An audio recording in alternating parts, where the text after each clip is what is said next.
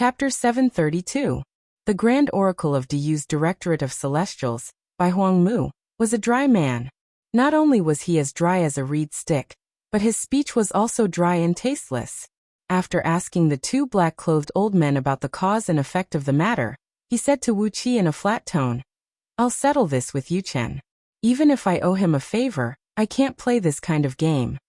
Wuxia looked at Bai Huangmu nervously and said in a deep voice, "This pagoda."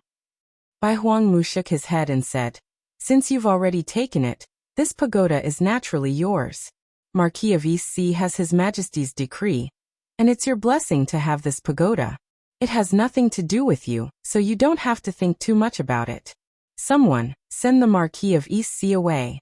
A few black-clothed oracles walked up slowly and motioned Wuxia to leave the inner treasury. Wuxia gave Bai Huangmu a look, cupped his fist and silently bowed to him, then followed the oracles out of Diyu's Directorate of Celestials. The matter was solved more easily than Wuxia had imagined. When the two pagodas merged into one just now, the star pearl and the restrictive spell of time had undergone some wonderful changes. The sudden increase in gravity had allowed the high-altitude star force to break through the protective formation of the inner treasury and crash into it.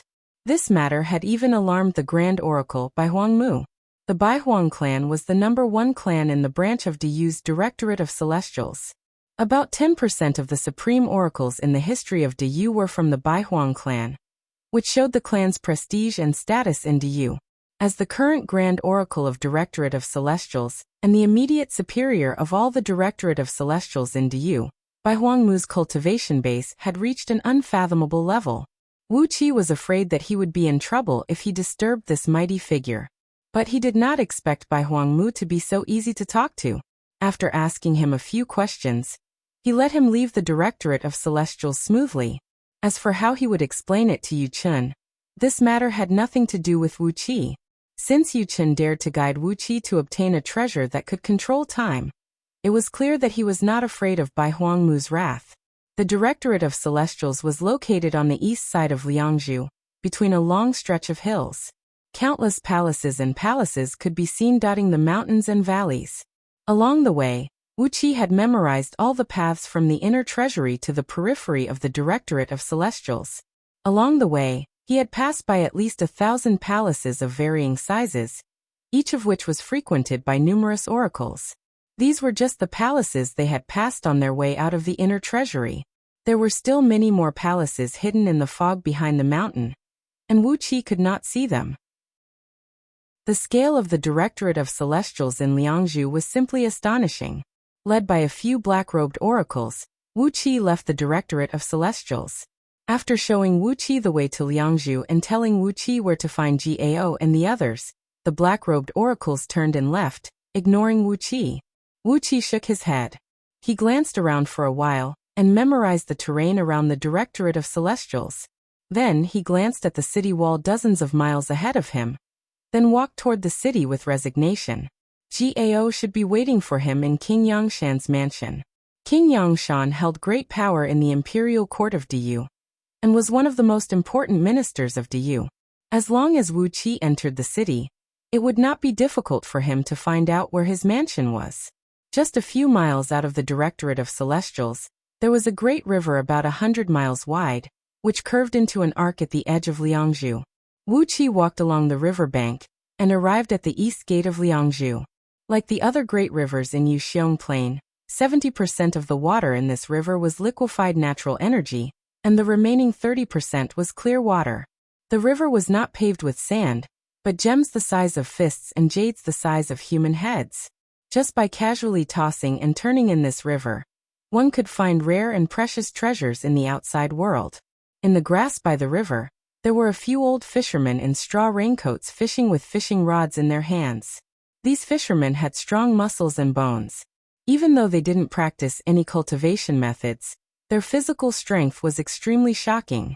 Wuxia scanned their bodies with his divine sense and found that their fleshly bodies were as strong as that of lower-grade heaven immortals, and the strength in their hands was enough to move a great mountain. Their fishing rods, fishing lines, and hooks were made with extremely simple craftsmanship. Obviously, they were made by themselves. But the fishing rods were made of gold-spotted purple bamboo, The fishing lines were silk spun by 10,000-year-old snow silkworms, and the hooks were ground from star-patterned dark iron. If this set of luxurious fishing gear were to fall into the hands of an immortal, he could casually refine it with his natal true flame for a few days, and then infuse it with a strong item spirit, and it would become the material for a set of upper-grade heaven immortal artifacts. Wuxia could not help but grin as he watched the few old fishermen pull out golden carps that were as long as a man from the river. These carps had long whiskers, golden scales, and blinking eyes that looked like the eyes of a dragon. Every time they blinked, a golden gleam would shoot out of their eyes. Clearly, they were all fish spirits that had grown up. Hovering over Wuxia's head, Audiobook sighed faintly and said, "If they are given the right opportunity, they will become dragons. But why are they going to become the food on a plate after being caught by someone here?" Wuxia shook his head and said nothing. He gave the few old fishermen a look, then walked toward Liangzhu speechless. The natural energy in Wuxia Plain was so strong that the mortals here were different from those in the outside world. These old fishermen had never cultivated, but their overall strength was no weaker than heaven immortals. Wuxia Plain was 100 billion miles wide, and it had more than 1 trillion people. With just an order from Du, he could easily recruit a large army in 10 days with all kinds of cultivation techniques. Even though the immortals possessed strong cultivation bases and magical abilities, Great Yu had an absolute advantage in terms of numbers.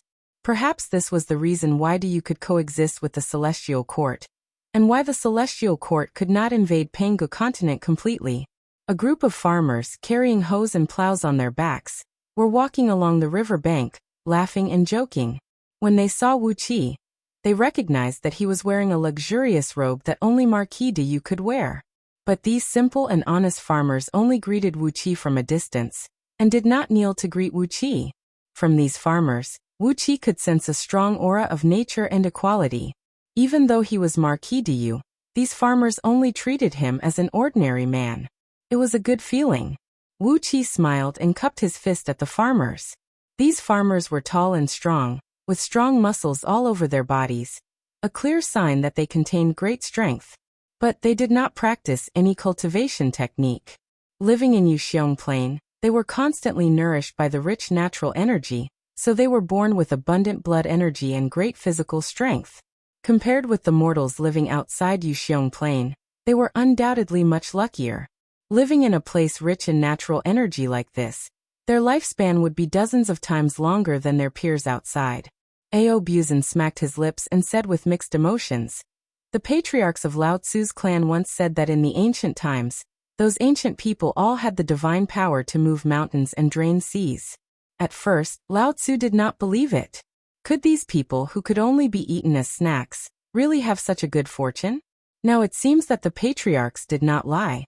I'm afraid that the ancestors of these people were really born with great divine power, which allowed them to survive from the ancient times to this day. Wuxia nodded his head silently.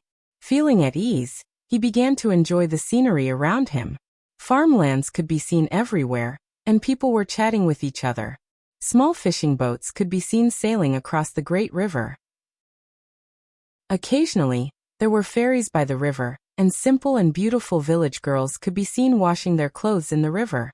The rustic scenery was simple and pure, which made Wuxia sigh. How could the so-called Xanadu compare with the scenery here in Liangzhu? Immersed in the indescribable scenery of Liangzhu, Wuxia took a step forward. The surroundings suddenly darkened, and an enormous pressure came from all directions. His robe was crushed, and his long hair was straightened by an invisible force. Suddenly attacked, Wuxia gave a long roar. Countless black dragon scales emerged from under his skin, and his body suddenly grew tens of feet tall. He slapped the air with his muscular arms, causing a deafening rumble that shook the surrounding space. Faint cries of surprise could be heard. Suddenly, Wuxia's eyes shone, as he landed on the top of a hill. A few elderly men with black robes were holding bone staffs, staring at Wuxia from over 100 meters away in shock. Large amounts of crushed energy stones and bone pieces fell on the ground. Obviously, these elderly men had secretly built a great formation, attempting to move Wuxia from the river bank to somewhere else. But they didn't think that Wuxia could react so fast, and was so strong. The formation was broken by Wuxia once it was activated. Wuxia quickly looked around. This place was high, and from here he could clearly see Liangzhu City, which was over 200 miles away. This small mountain was surrounded by hills that stretched for hundreds of miles. Trees with straight trunks and entirely green bodies could be seen growing on these hills. The hill was covered in tens of meters tall trees, but just now, Wuxia broke the formation with his great strength. The great power released by the formation flattened a big half of the hill, and hundreds of trees in the area were all turned into nothingness. Who sent you?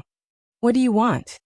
Wuxia, who had transformed into a dragon man, had a dense cloud of dark mist coiled around his hands, within which countless ghost heads were sparkling and covered in a layer of complicated spell symbols. He stared at the few elderly men in black robes with a pair of stern eyes, slowly approaching them step by step. The few elderly men in black robes slowly raised their bone staffs as well. Without saying a word, they prepared to fight Wuxia to death. Tens of dazzling beams of light rose from Liangzhu City. Tens of heavily armored warriors, each with a pair of white wings flapping on the back of their armors, were flying towards Wuxia at top speed. Faintly, one could see the city walls of Liangzhu City begin to sparkle with a faint layer of light, and the sky above some manors and palaces outside the city was covered with a faint layer of light. Within a blink of an eye, Liangzhu City suddenly woke up like a sleeping beast, showing its claws and teeth without hesitation. The few elderly men in black robes stared at Wuxia with ashen faces. One of them said with a dry voice, "Never mind, you actually destroyed our illusionary flying formation. We failed to complete the task assigned by our master, and we deserve to die, but you have ruined our master's great plan, so you deserve to die as well." Wuxia suddenly pounced forward, attempting to capture one of them alive and interrogate him. But when the few elderly men in black robes heard Chi-Chi's weird laughter, black blood gushed out of their eyes, ears, nose, and mouth simultaneously.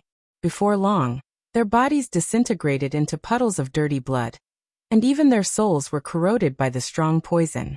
What a cruel method! Wuxia sensed a coldness from his back.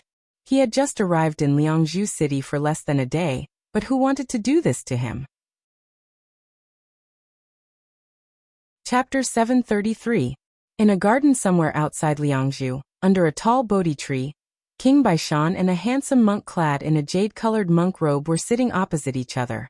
The Bodhi tree was surrounded by countless restrictive spells that were visible and invisible to the naked eye, and a large group of King Baishan's trusted subordinates were hiding in the dark, keeping an eye on the surroundings.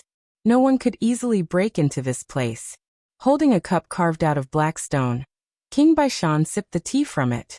The monk, whose scalp was clean-shaven and who carried himself elegantly, was smiling and fiddling with a scroll made of silk that was as white as snow in front of him. On the scroll was a map that flickered with light and shadows, and it was marked with the words Garrison Changing Map of Diyu's Western Heavenly Tribe. The sound of footsteps could be heard as King Zhongqiu and Lord Longyang, who was clad in a white robe, approached side by side. King Zhongqiu bowed to King Baishan and called him father respectfully. Lord Longyang smiled and clapped his hands. White lotuses drifted out of his fingertips as he greeted the monk in a soft voice. Junior Longyang offers greetings to Prabhudaratna Buddha. Prabhudaratna Buddha raised his eyelids and glanced at the white lotuses drifting down from Lord Longyang's fingertips. He chuckled and said, "Recluse Longyang and the Buddhist League are fated to meet, so there's no need to be overly courteous. By the way, has that Tan Lang been sent to prison Dragon Pool?" Lord Longyang stood aside with a smile on his face, his eyelids slightly drooping, and did not say a word. King Zhongqiu's face turned a little unsightly as he said in a deep voice, "I can't believe that Tan Lang has cultivated the dragon kill, and his physical strength, divine abilities, and magic power are not weak. I've sent a few oracles to lay out a formation to capture him, but he actually broke it halfway and escaped." King Baishan's face twitched slightly. "Then where are they now?" he asked with a cold grin. "They have taken the rotting soul pill," said King Zhongqiu coolly. "Their flesh and bones have turned to mush, and their souls have perished." King Baishan's face relaxed abruptly. "It's good that they are dead," he said coolly. "Make sure their families are well compensated." Putting down the teacup in his hand, King Baishan turned to Prabhudaratna Buddha and said with a cold grin, "I've already shouldered a great responsibility by escorting you here, Buddha. Let's call it a day. I won't risk my life for an insignificant boy again. If Buddha can kill him, then kill him. If you can't, then hurry back." Prabhudaratna Buddha rolled up the scroll and shoved it into his sleeve, then clasped his palms together and said in a deep voice, "Merciful Buddha, since your highness has helped me sneak into Wuxiong Plain, how can you let me go so easily? Your highness said that those old fellows from the Directorate of Celestials have left Wuxiong Plain. Is that true?" King Zhongqiu interrupted. "The tragic death of the former left minister of the Directorate of Celestials has enraged His Majesty. Many elders of the Directorate of Celestials, as well as the leaders of various departments, have been dispatched to search Pangu continent for the murderer. Now, apart from the Grand Oracle of the Directorate of Celestials, Bai Huangmu, the only ones who can pose a threat to you in Liangzhu are those from the secret palace." Prabhudaratna Buddha smiled. He slowly rose to his feet and said softly, "Those people from the secret palace? I've never worried about them. Unless I want to break into the palace and assassinate the human emperor, how can they possibly help me? How can Emir Bai Huangmu stop me from killing Tanlang?" Looking up at the sky, Prabhudaratna Buddha grinned coldly and said, "Since your highness can't capture Tanlang and bring him to Prison Dragon Pool, I'll have to kill him myself. Since he dared to kill the messenger sent by me, I will kill him in Liangzhu City. That way, some people will not think that we, the Buddhist League, are really meek and submissive, and swallow everything in silence." King Baishan and King Zhongqiu exchanged a quick glance. Then King Zhongqiu took a step forward and said, "Buddha, if you want to kill someone, please do it openly. It would be best if you can leave a message explaining why you kill. By the way, Tanlang is now King Yufeng's most capable confidant, and it is said that Gao intends to cultivate him into a supreme oracle." Prabhudaratna Buddha arched his brows, laughed coldly, and shook his head with a gloomy face. "How can a supreme oracle who cultivates both magic and fleshly body exist?" Prabhudaratna Buddha sighed.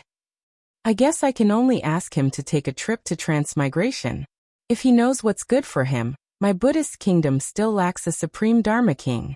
I think he and the Buddhist League are fated." Lord Longyang put his palms together and chanted the name of Buddha to Prabhudaratna Buddha with a smile. King Baishan glanced at Lord Longyang, then at his son, King Zhongqiu, and snorted disapprovingly. King Zhongqiu, on the other hand, smiled faintly. He looked at Lord Longyang, then at Prabhudaratna Buddha, and did not notice the expression on his father's face. Prabhudaratna Buddha gave a subtle smile. With a casual step, he disappeared from under the Bodhi tree. Outside Liangzhu, on top of a hill, Wuxia was helplessly being questioned by a group of officials from Diyu's punishment court, whose faces were gloomy and stiff like fossils. Dozens of officials, whose cultivation bases had reached the 7 stars realm of the second Panga heaven or above, were carefully searching for all kinds of useful clues near the half-collapsed hill. 12 officials surrounded Wuxia, asking him questions about why he was here, what he had encountered, who he had met, and how the scene had turned into such a state. Even though Wuxia had the seal and documents of the Marquis of East Sea Province to prove that he was a high-ranking noble of Diyu, these officials did not know what it meant to bend the law for personal gain. They did not care about Wuqia's identity, and they just treated Wuxia as the most common suspect, asking him all kinds of questions over and over again. After interrogating Wuxia for a full quarter of an hour, the officials from the punishment court who were searching the scene had collected some melted slime, some broken formation discs and bone talismans, and a few broken bone staffs. Through the diligent efforts of these well-trained punishment court officials, they managed to piece together most of the fragments of the formation disc, and through a reverse deduction method, they were able to find the exact location where Wuxia could be teleported to. Prison Dragon Pool was one of the most notorious forbidden lands in Wuxiong Plain. In ancient times, an evil dragon was wreaking havoc in Wuxiong Plain. At that time, Diyu was struggling to escape from an apocalypse of heaven and earth. More than 80% of its elites were killed, and the remaining experts were all severely wounded, no longer able to kill the mighty evil dragon. Left with no other choice, Diyu could only use all its power to suppress the evil dragon in Prison Dragon Pool, using its natural dangerous restrictive spells to imprison it. But as a result of a mistake, the evil dragon was indeed suppressed. But Diyu was so lucky that he actually managed to control all the dangerous restrictive spells in Prison Dragon Pool. Although the evil dragon could no longer escape from Prison Dragon Pool, because he had mastered all the restrictive spells in the pool, it had become a notorious forbidden land for Diyu. Few people could be seen within 1,000 miles of it. And even those supreme oracles did not want to go there to stir up trouble. If Wuxia was teleported to Prison Dragon Pool, with his overall strength of a 5th-tier gold immortal, he would definitely be killed. The officials of Punishment Court grew solemn. They were convinced that the explosion outside Liangzhu had nothing to do with Wuxia. On the contrary, Wuxia was the victim. Someone wanted to teleport Wuxia, the newly minted Marquis of East Sea Province, to Prison Dragon Pool with a small-scale teleportation formation. It was murder, a murder against a new noble of Diyu. In Diyu, it was a serious crime, punishable by the extermination of an entire clan. Immediately, a signal was sent back to Liangzhu. More Punishment Court officials rushed to the scene and began to question Wuxia about the appearance of the few old men who had set up the formation.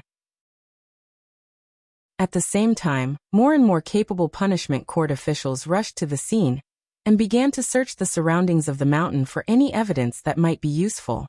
Even Wuxia was astounded by the meticulousness with which they searched. They even found a few strands of hair left on the ground after the bodies of the old men melted away. Wuxia was glad that someone was going to help him track down the culprit behind the scenes. So he cooperated with them and casually pointed his finger at the ground, causing a few clumps of mud to rush out from the ground. In just a blink of an eye, they transformed into the lifelike statues of the few old men. The people of Punishment Court quickly uprooted the statues and sent them back to Liangzhu. They were going to trace the identities of the old men based on these statues. As long as they had appeared in Liangzhu, with the strength of Punishment Court, they would be able to find out who they were. After such a long interrogation, the officials of Punishment Court had no more questions for Wuxia. They solemnly warned Wuxia that he had better stay in Liangzhu until the truth of the matter was found out. After all, Wuxia was the Marquis of East Sea Province. If anything happened to him in Liangzhu, the entire Diyu would feel ashamed. Wuxia answered. As he was about to return to Liangzhu under the escort of a few Punishment Court officials, a white cloud suddenly rolled down gently from the sky toward the mountaintop. The cloud, which was a few miles in circumference, was filled with a faint fragrance and a deep chanting that went straight to the soul. It seemed to be moving slowly, but in fact, it enveloped the entire mountaintop at an incredible speed. The officials of Punishment Court, from the servants who had no cultivation base to the few punishment officers who had reached the 8 stars realm of Second Pangu Heaven, all fainted. Snoring softly, they were swept up by the cloud without any resistance and sent to an unknown place. Amidst the dense cloud, Prabhudaratna Buddha, clad in a jade-colored monk robe, and with a smile on his face, strolled out slowly. At the sight of the solemn Prabhudaratna Buddha in front of him, Wuxia suddenly realized who he was. Prabhudaratna Buddha? Since Wuxia came to Pangu continent, he had offended several people from the Buddhist League. But the only one who could find out his identity as Tanlang and sneak into Yuxiong Plain to hunt him down was Prabhudaratna Buddha. Not only had Wuxia killed his emissary, Mingli, but he had also given the monk's head to Gao as evidence and sent it to Diyu's imperial court. Wuxia's casual act had allowed Diyu to make all kinds of arrangements against the Buddhist League. It would be strange if Prabhudaratna Buddha did not come looking for trouble with him. Prabhudaratna Buddha smiled faintly, put his palms together, and chanted, "Benefactor Tanlang, you have made the Buddhist League suffer a lot."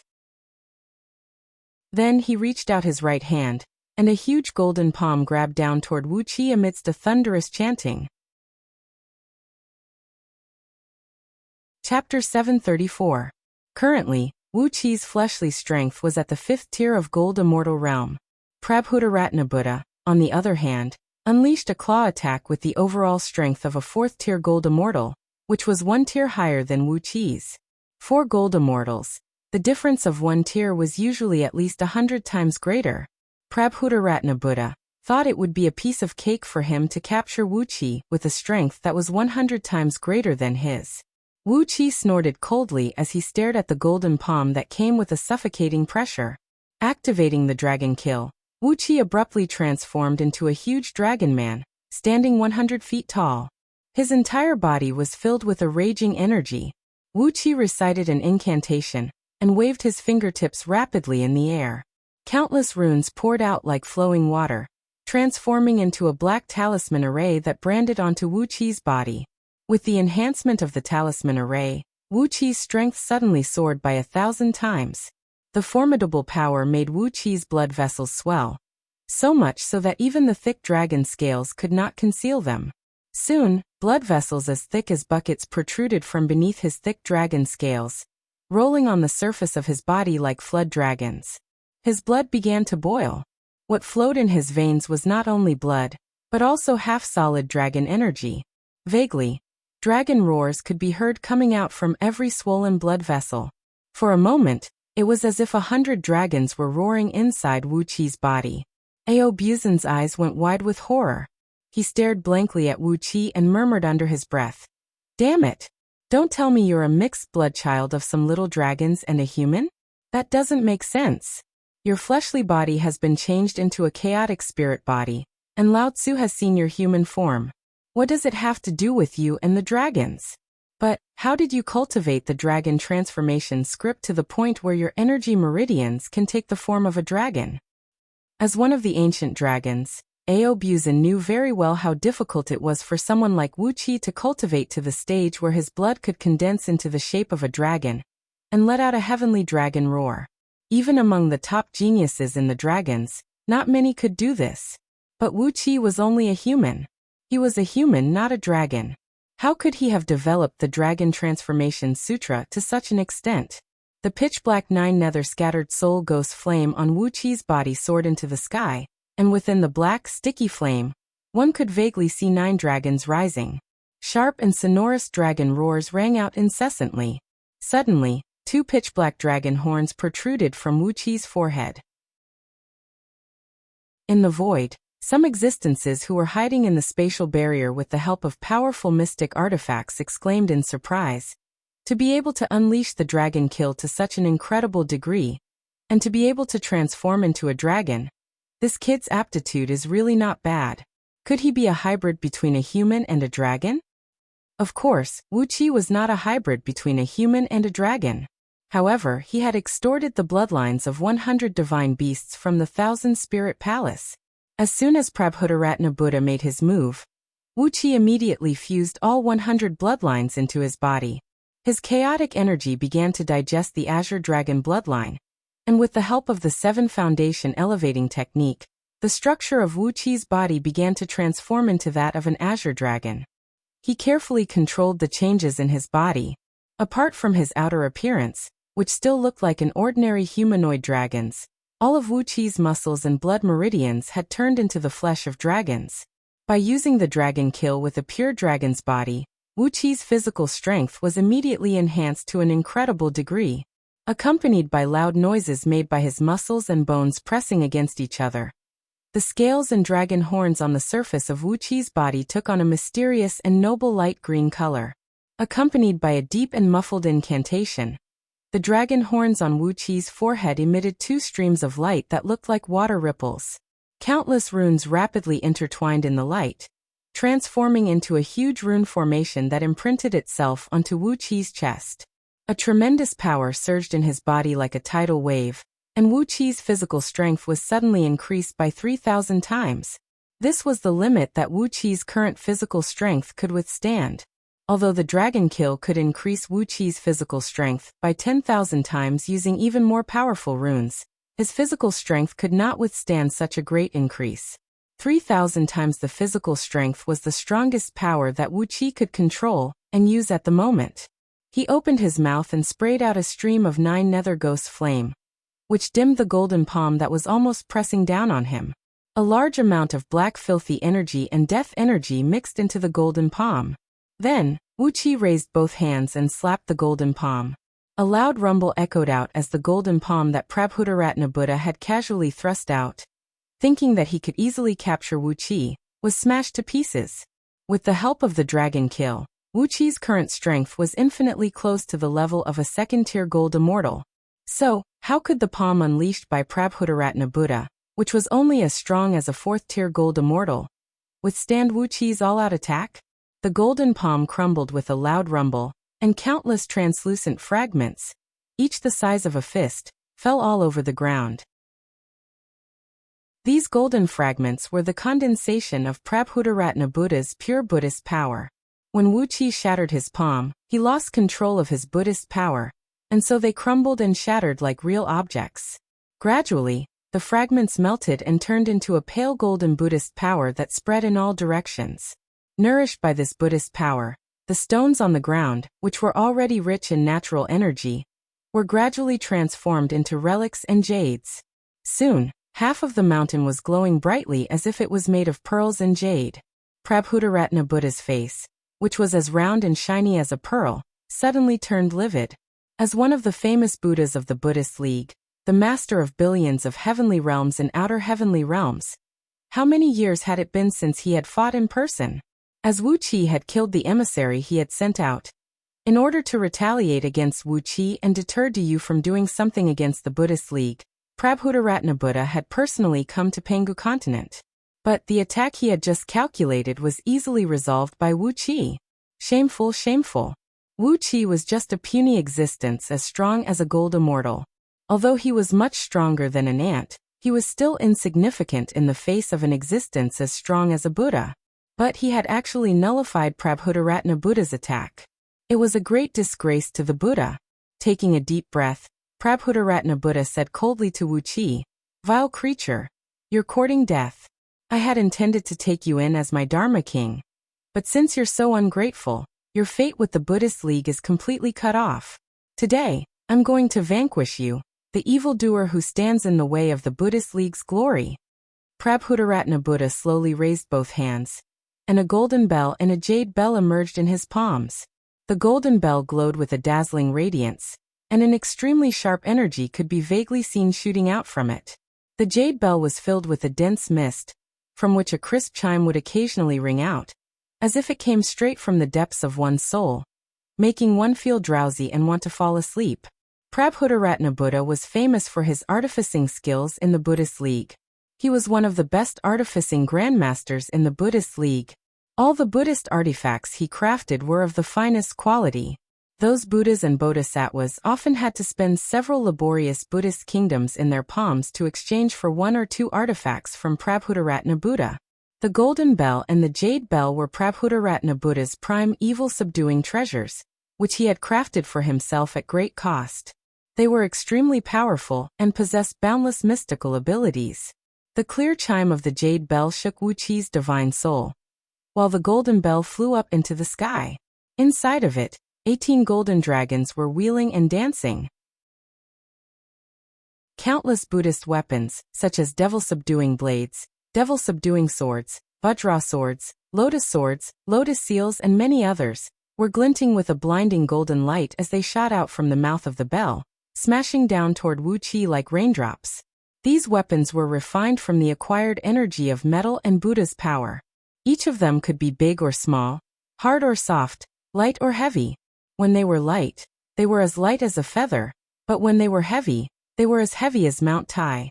Now that Prabhudaratna Buddha had lost a great deal of face, he had no choice but to control the golden bell with all his might, unleashing countless devil-subduing weapons and smashing them toward Wuxia with all his might. Each of the weapons was gleaming with a cold light, extremely sharp, and as heavy as Mount Tai. The gleaming blades danced in the air, as if they were trying to tear Wuxia into pieces. Wuxia tried swinging his arm to meet one of the devil-subduing blades. A crisp cracking sound rang out as Wuqi's huge arm, which was as thick as a water tank, was easily cut open by the devil-subduing blade. His tough dragon scales and muscles could not stop the sharpness of the blade, and blood sprayed out like a fountain. The momentum of the devil-subduing blade did not diminish, and it continued to cut open Wuqi's muscles and bones. Fortunately, Wuxia was quick enough to pull back his arm, as the blade nearly cut his forearm off. He took a few steps back in horror. Despite his strong fleshly body, Wuxia could not withstand the countless Buddhist magical artifacts that shot out from the golden bell. And even a casual strike from a devil-subduing blade? If all these weapons were to fall on his body, wouldn't he be chopped into meat paste? In a moment of desperation, Wuxia shook his arms, and the cut opened by the devil-subduing blade quickly healed.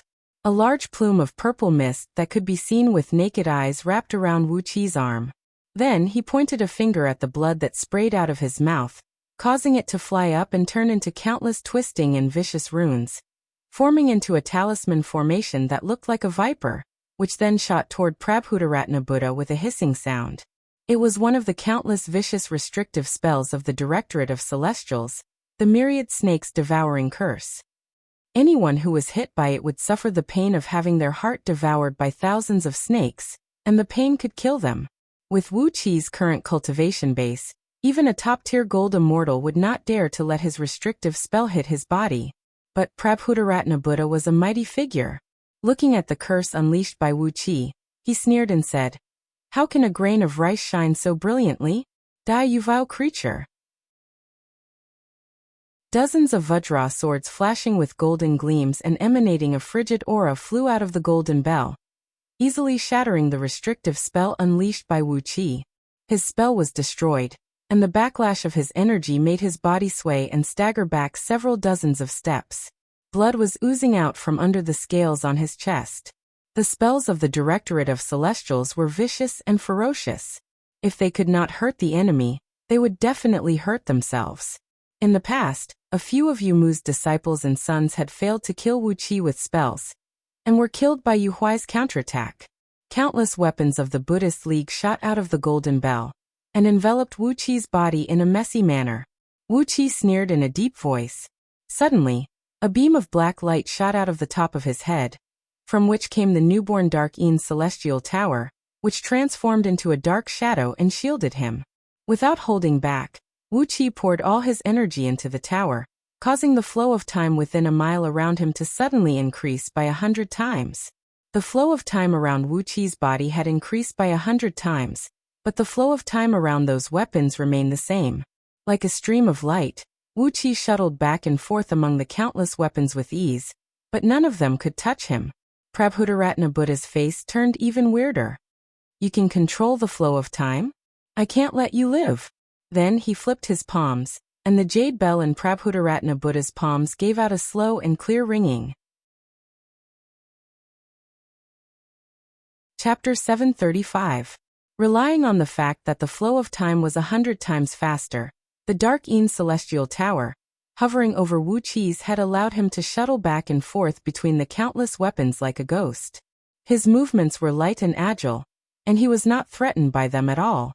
Step by step, he approached Prabhudaratna Buddha with the 9 nether ghost flame burning fiercely around him, and the shadows of 9 dragons formed by the filthy and evil ghost flame were gradually taking shape behind him. Wuxia did not expect to escape from Prabhudaratna Buddha. The man was a Buddha, while his cultivation base was only that of a 5th-tier gold immortal, which was forcibly pushed up by the virtues of the heavenly Tao. He had not even fully mastered his current strength. How could a mere gold immortal slip away from the palm of a Buddha? Wouldn't that mean that he had underestimated the existence who stood at the pinnacle of this world and thought too highly of himself? Even if he could not escape, he had to get a piece of flesh from Prabhudaratna Buddha. Besides, this was Liangzhu, the capital city of Du. Was Prabhudaratna Buddha not courting death by killing people outside the city? No matter how he came to Liangzhu, Wuxia firmly believed that he would not be able to leave easily now that he was here. Putting aside the Grand Oracle of the Directorate of Celestials, Bai Huangmu, whose cultivation base was unfathomable, just a few of those lunatics from the elders of the secret palace could easily tear Prabhudaratna Buddha to pieces. Although some people said that it was impossible for a primordial immortal to be besieged and killed, Wuxia had seen a fallen primordial immortal. Even Reverend Gale was killed by the mini-gods sent by the Eastern Green Emperor. So there was no reason why Prabhudaratna Buddha could survive. As long as he could hold on a little longer, reinforcements would surely arrive in Liangzhu.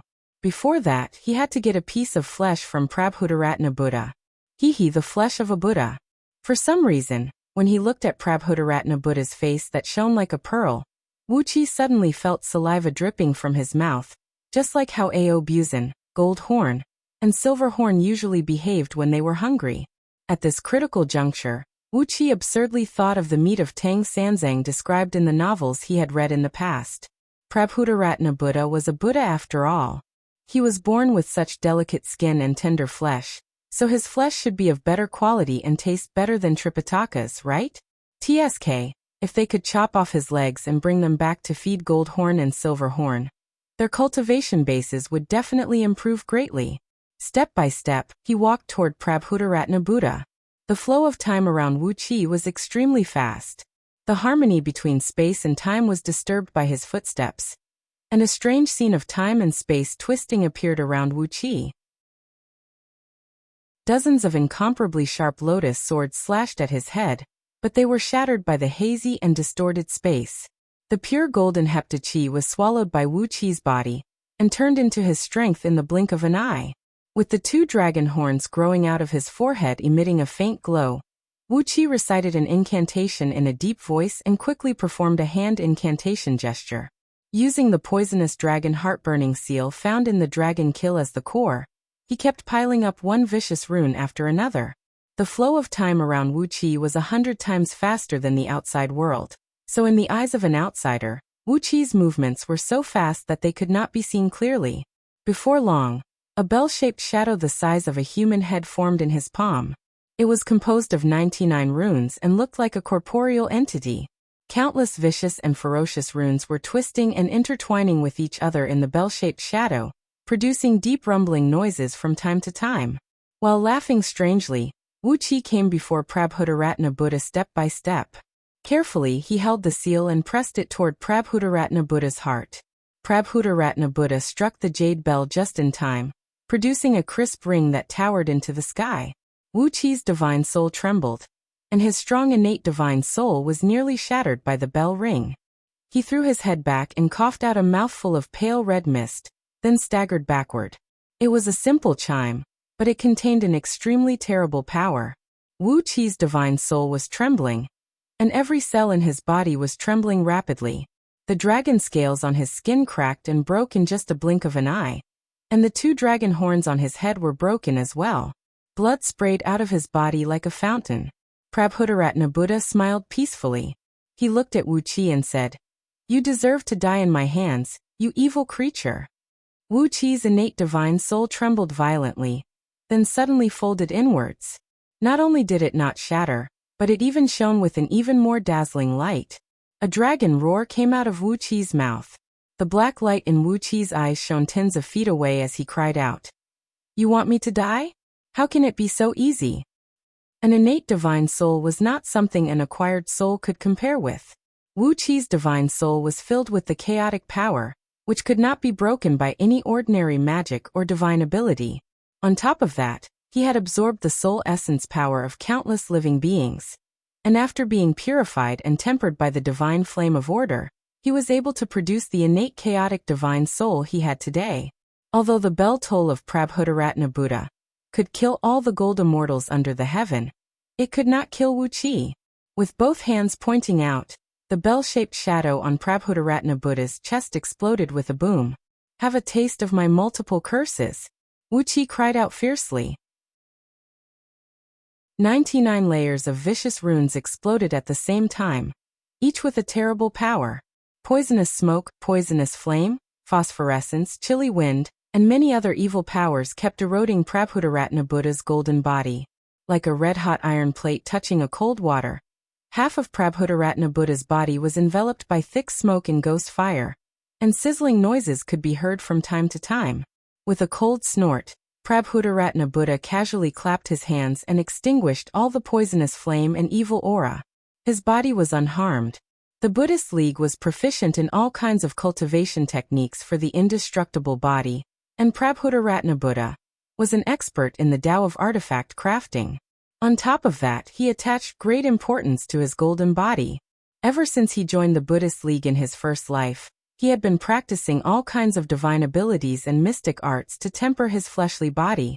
After thousands of reincarnations and becoming a Buddha, his body had almost reached the point where it could not be moved even by 1,000 tribulations.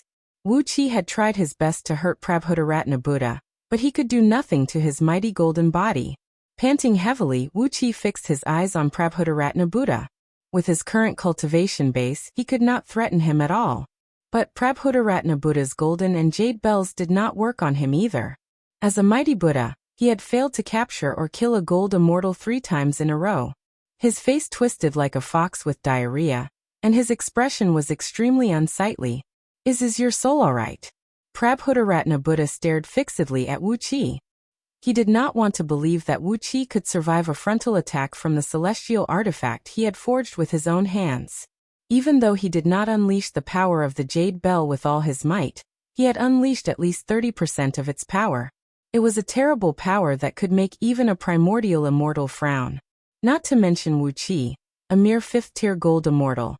Even if there were 10,000 gold immortals here, they would all be killed by the sound of the bell. But why was Wuxia unharmed?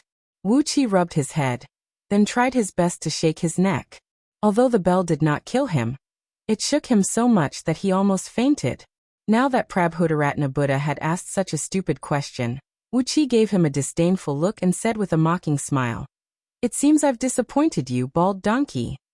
With a strange laugh, Wuxia suddenly grabbed Ao Buzin's tail and gave it a hard squeeze. Ao Buzin gave a long cry, opened his mouth, and sprayed out a column of stinking black water. As the water column rubbed against the air, it immediately sprayed out a large expanse of crimson flame. The temperature in the surroundings rose abruptly, and the hill was quickly melted into a plume of smoke amidst the whistling sound of the wind and fire.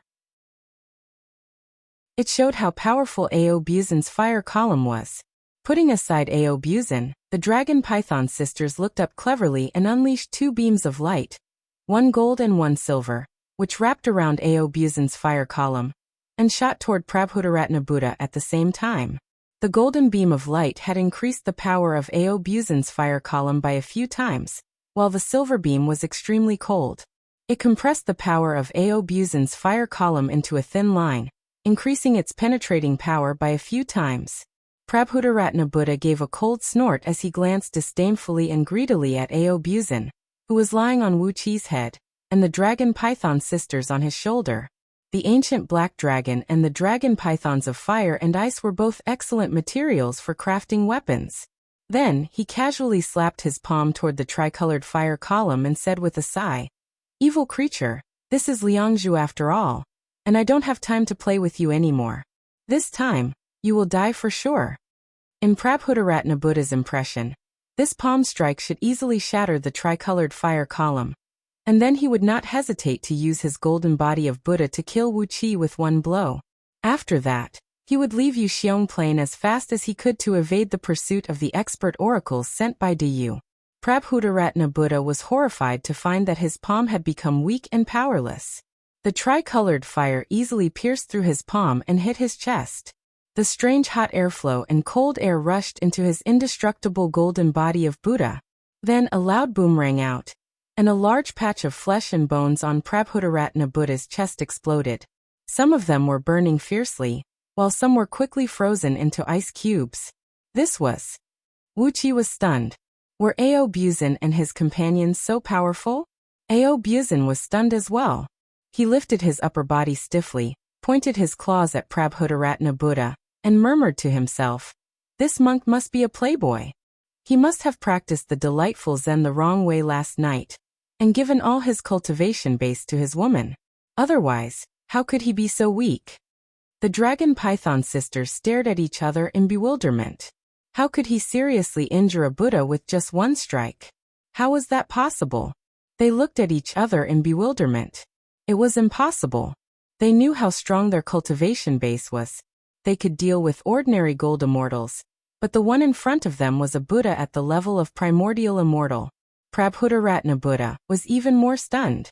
He stared in horror at his pierced palm and shattered chest, then howled at the top of his voice, "My indestructible golden body, my... No, what is this? What is this? This is the Avicii incense, a treasure specially made to deal with golden bodies of Buddhas." A cold voice rang out from the sky. The void rippled, and then 18 pitch-black supreme towers of different shapes emerged out of thin air.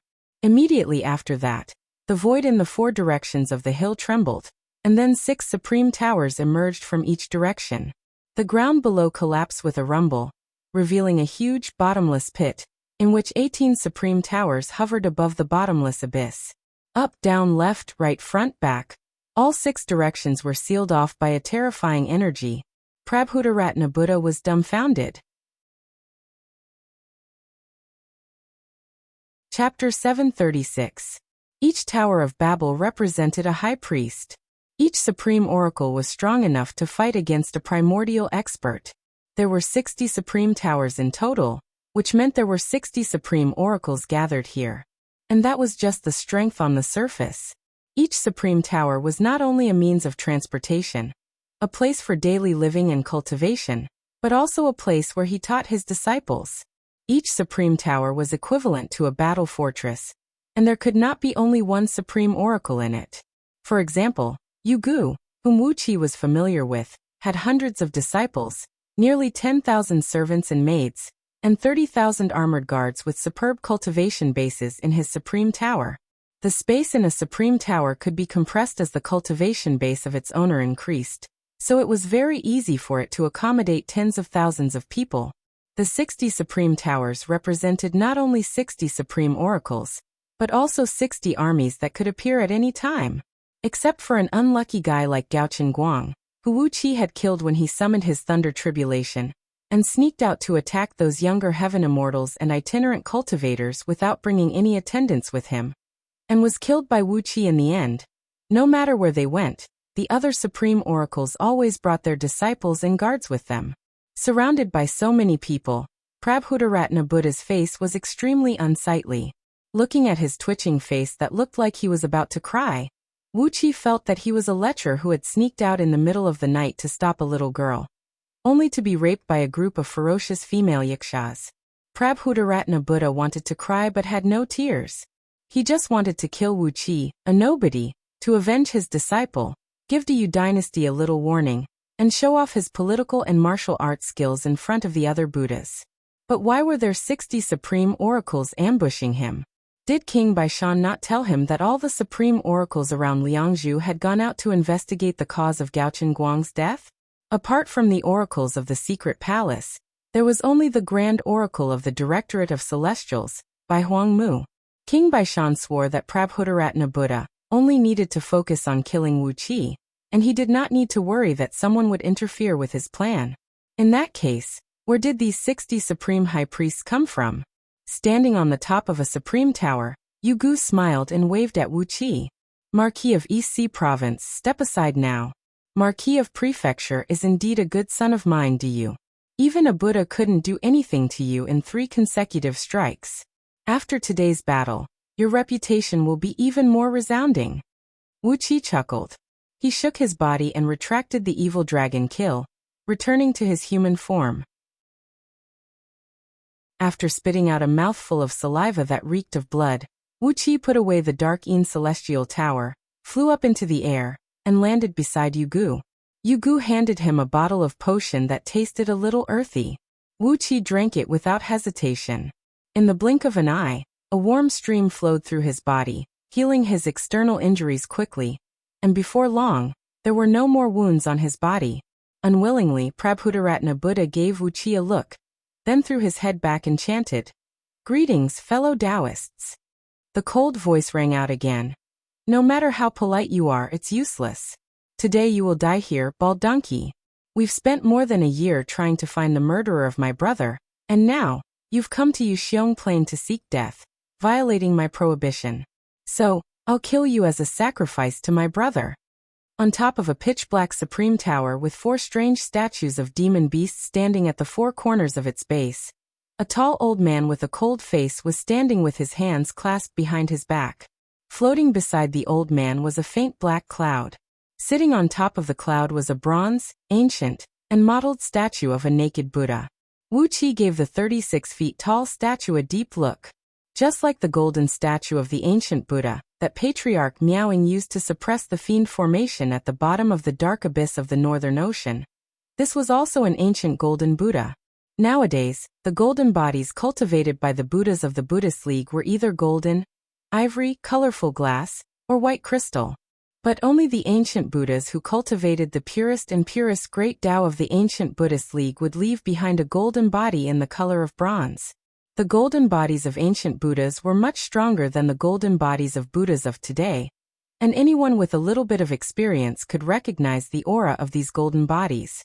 But there was a small hole on the top of the head of this golden body of ancient Buddha, and a very fine wisp of unknown hair was inserted into the head. A tiny flame as small as a bean was burning slowly on the wick. Wuxia opened his Dharma eyes of myriad ghosts and gave the wick a careful look, but he could not find anything special about it. Carefully, under the cover of the Dharma eyes of myriad ghosts, he also secretly exercised his chaotic divine eyes and gave the wick a glance. Only then did he discover that there was a very faint smoke drifting out of the wick. Wuxia looked at the wick, then at Prabhudaratna Buddha, who was wounded by the joint attack of Ao Buzan and the dragon python sisters. Suddenly, he understood why Prabhudaratna Buddha was injured.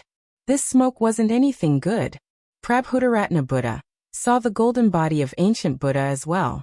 Trembling, he pointed a finger at the cold-faced old man and snapped, "How dare you profane the sacred bone of an ancient Buddha?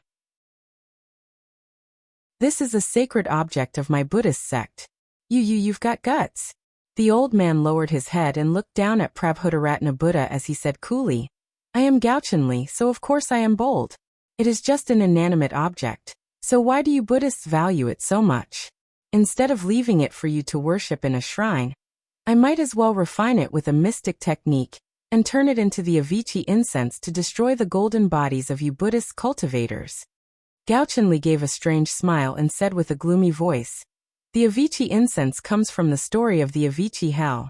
As long as a Buddhist cultivator smells this incense, after the time it takes to finish a pot of tea, that is, for a full quarter of an hour, unless he has truly obtained an indestructible supreme golden body of the Buddhist League, even for a Buddha like you, bald donkey, your golden body will be no different from an ordinary mortal for a quarter of an hour." Prabhudaratna Buddha stared at Gaochenli in panic and snapped, "Do you really dare to kill me?" Said Gaochenli coolly, "Since someone dared to kill the clan leader of the Gaochen clan, and the imperial advisor of Du, why wouldn't you, a mere Prabhudaratna Buddha, kill him?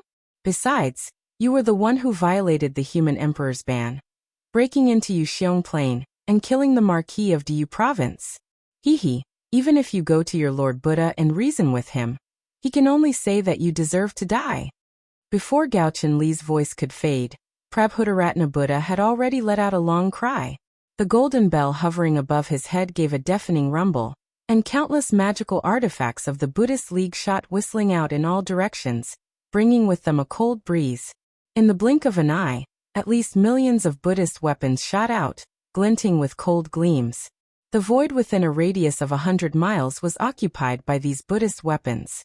Surrounded by a pale golden Buddhist power, the incomparably sharp Buddhist weapons shot in all directions, shattering the void wherever they passed. However, although these weapons could shatter the void, they could not break the supreme towers, which were guarded by supreme oracles. 60 sky-reaching towers released a large sheet of black light at the same time, merging into one. Within the thick black light, countless ghosts and monsters were coiling around, and a large number of spell symbols were flowing quickly in the black light screen like flowing water. Countless pale golden Buddhist weapons were tangled up by the black light, and shrill howls of ghosts and deities could be heard echoing out. In the blink of an eye, these extremely powerful weapons, which even Wuqi's Dharma idol could not defend against, shattered one after another. Gaochenli sneered.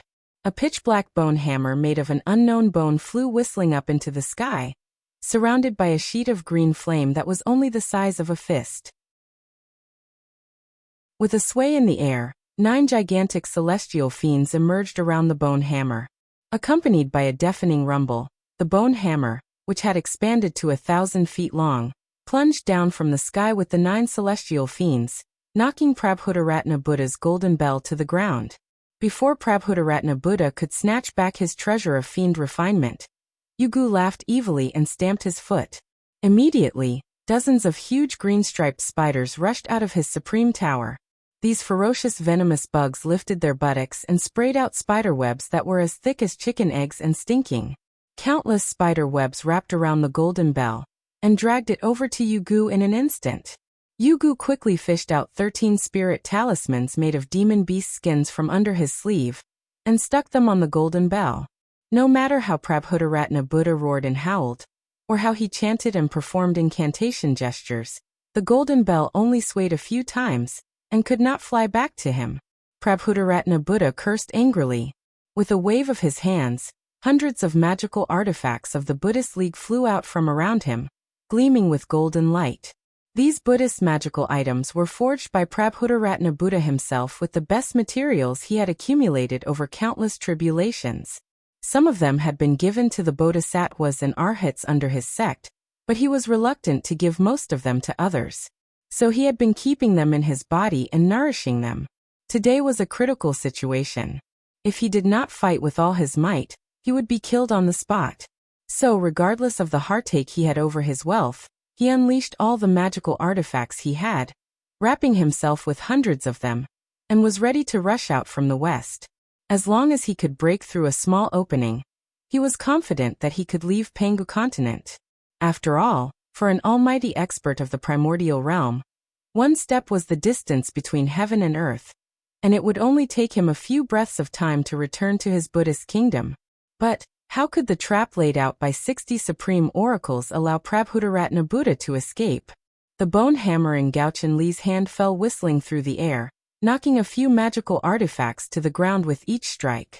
The other supreme oracles followed suit, and in less than 2 breaths of time, even the jade bell in Prabhudaratna Buddha's hand was snatched away. Prabhudaratna Buddha was like a wealthy man who was robbed by thieves in the depths of the mountains.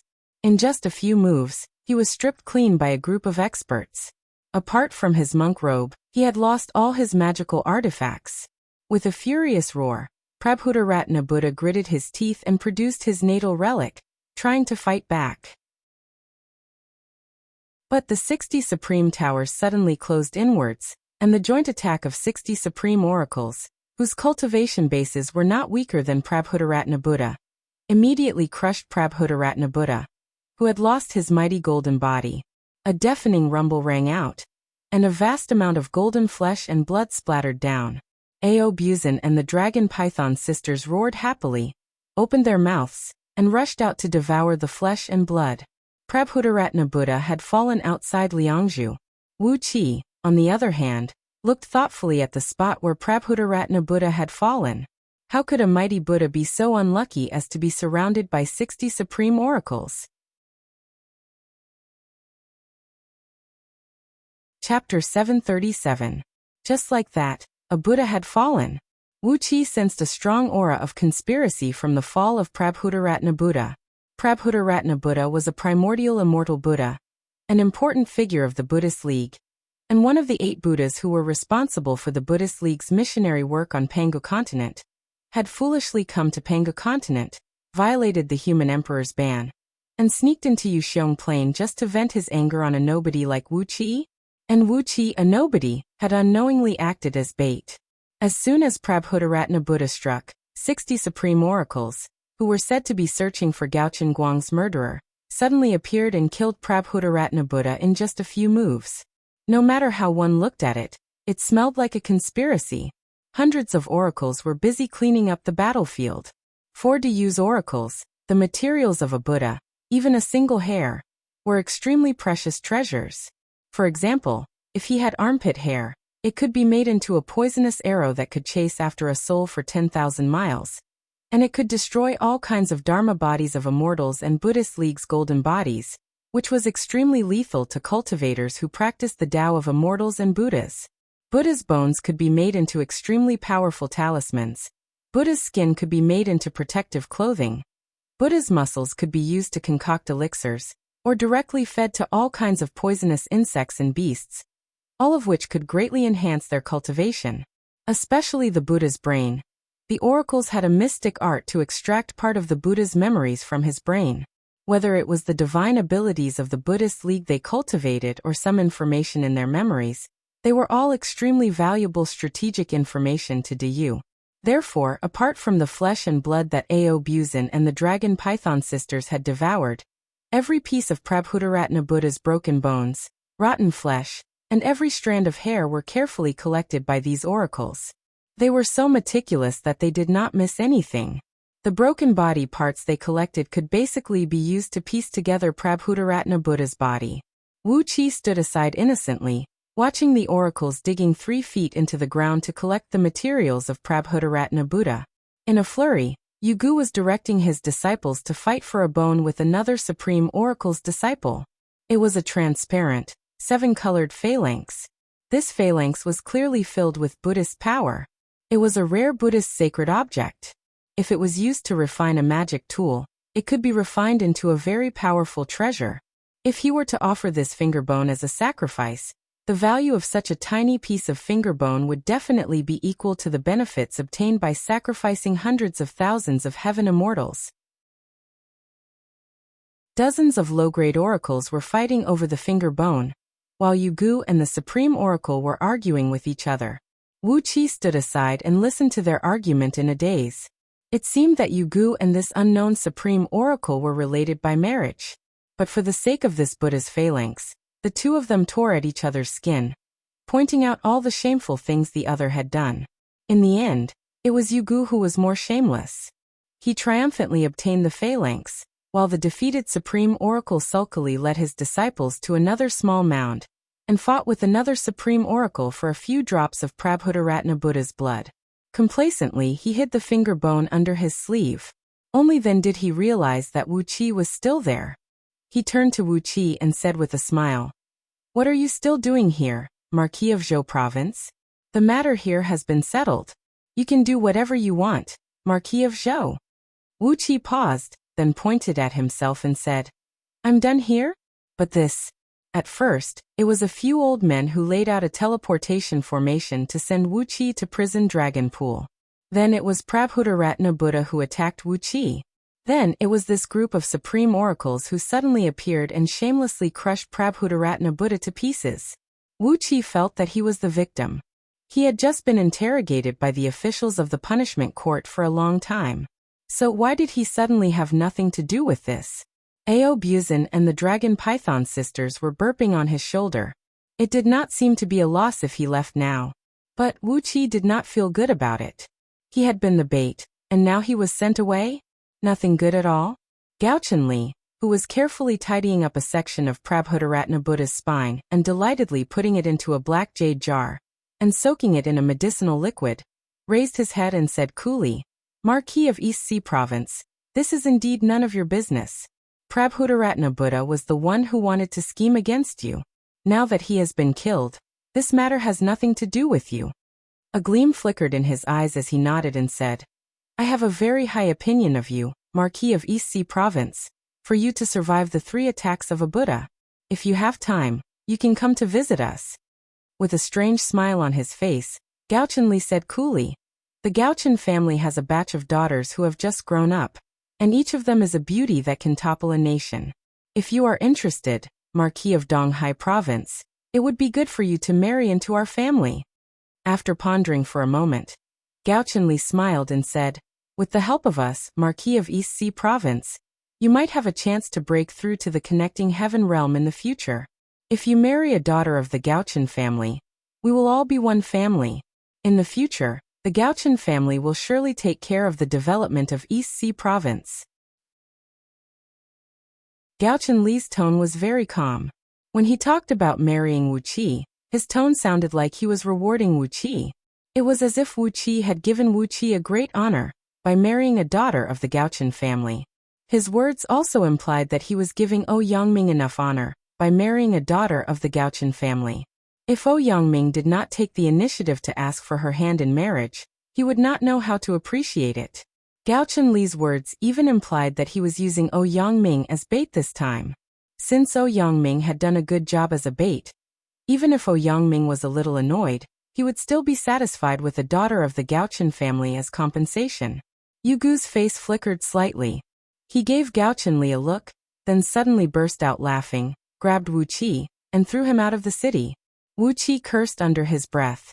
His body flew uncontrollably along with a gust of wind, and in the blink of an eye, Yugu brought him to the city gate. "A bunch of old bastards. Wu Qi cursed under his breath as he stared furiously in the direction of the hill where the battle had just taken place. The fact that Gao Chenli could say that Wu Qi had survived the 3 attacks from Prabhudaratna Buddha proved that these old fellows had been watching the battle for a long time, but none of them had stepped in to help. It was only when Prabhudaratna Buddha was poisoned by the Avici incense, and his fleshly body was weakened to the limit that they came out to take advantage of the situation. Wu Qi felt a little upset. He was Diyu's Marquis of East Sea Province after all, but why did it seem that his life was not important in the eyes of these old fellows? Feeling a little irritated, Wu Qi did not enter the city. Instead, he squatted beside a ditch beside the city gate, resting his chin on his hands and pondering for a long time.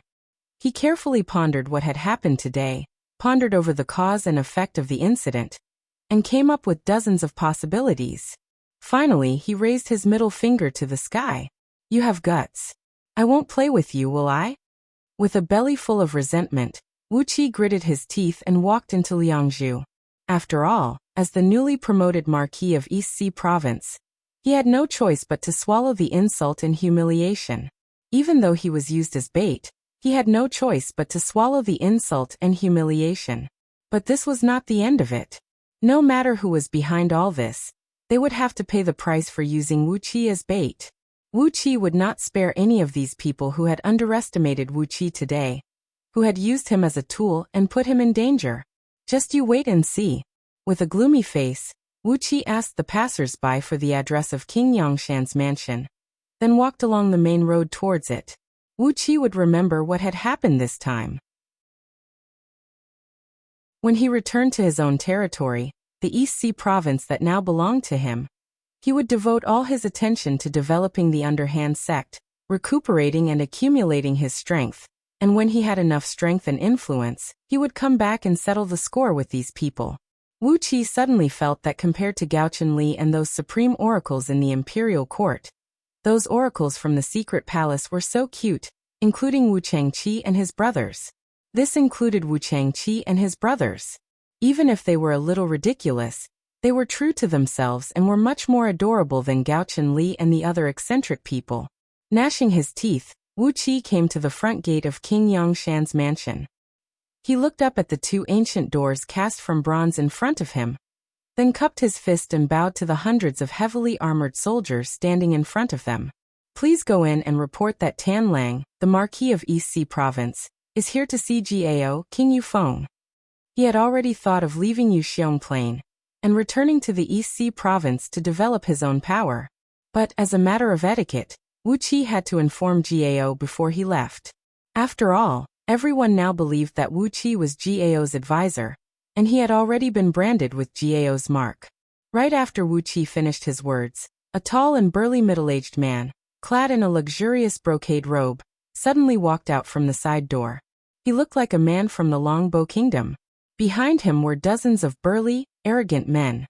They looked like a pack of lions and tigers, and when they stared at someone, their eyes were filled with a bloodthirsty gleam.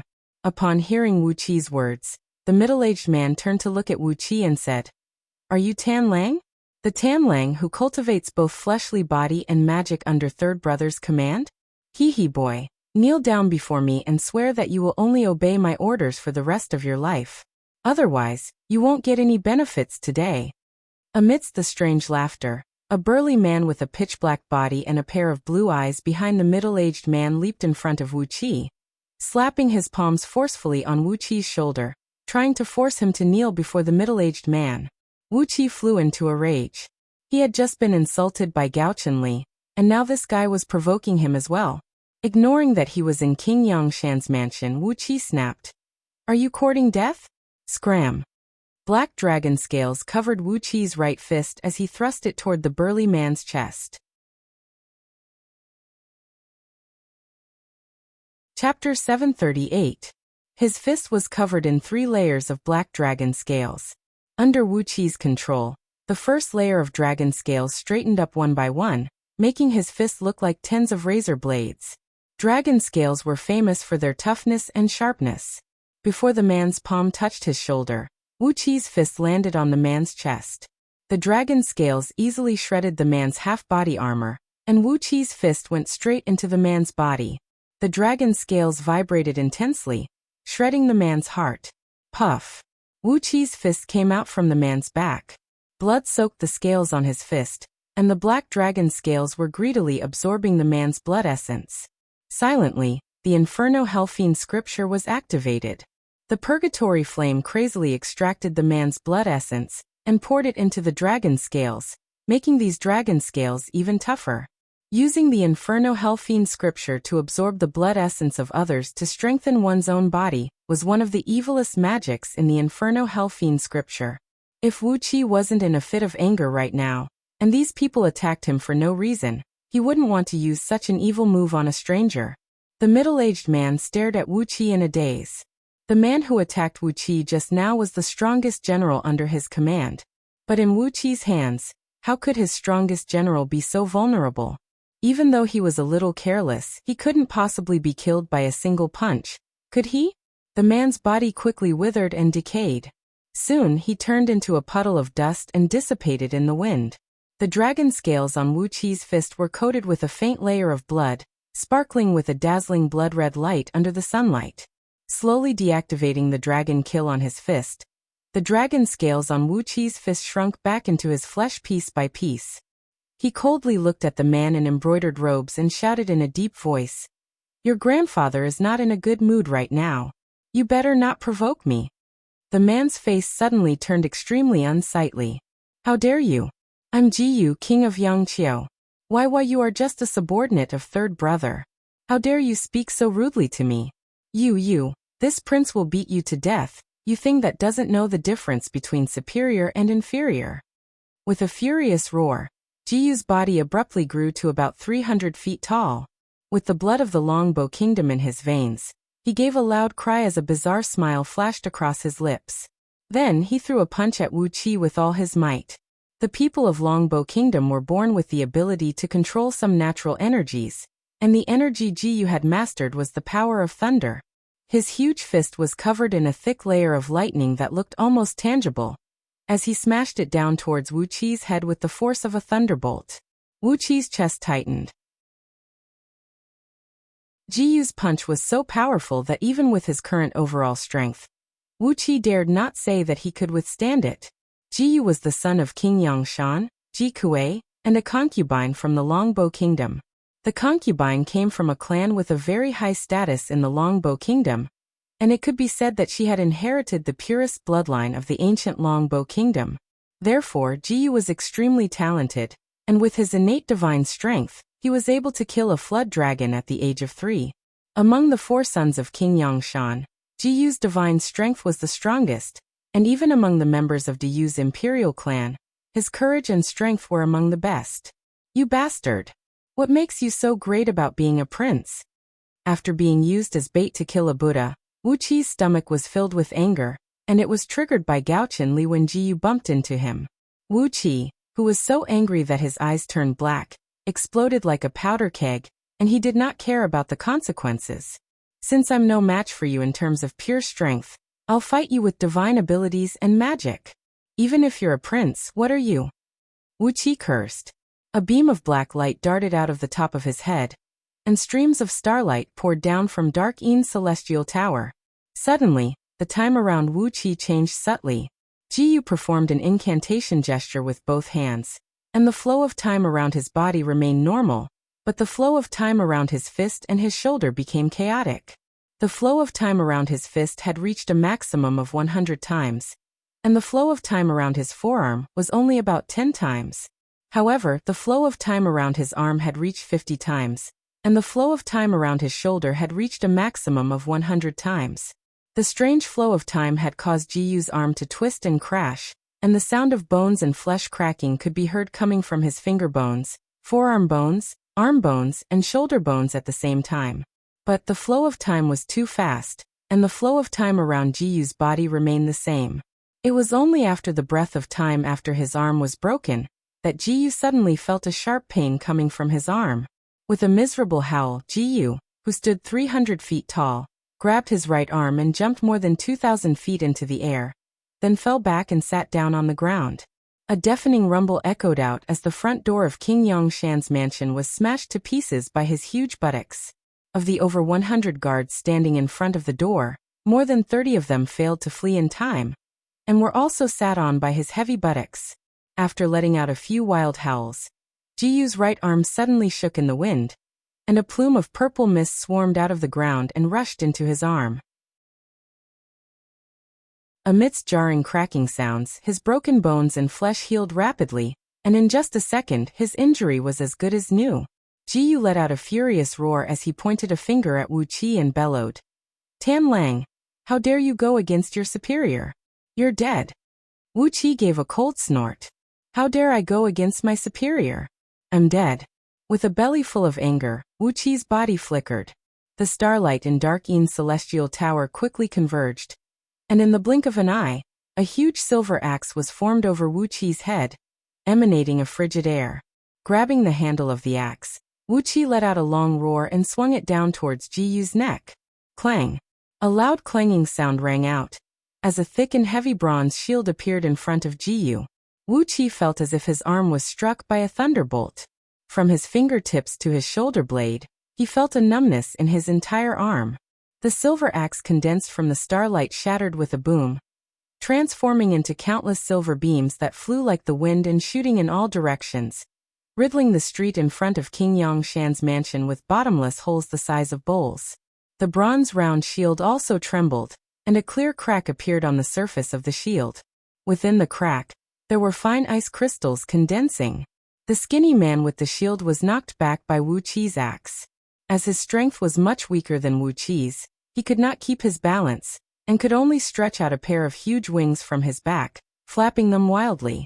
With great difficulty, he managed to stabilize himself with the help of the strong wind stirred up by the wings.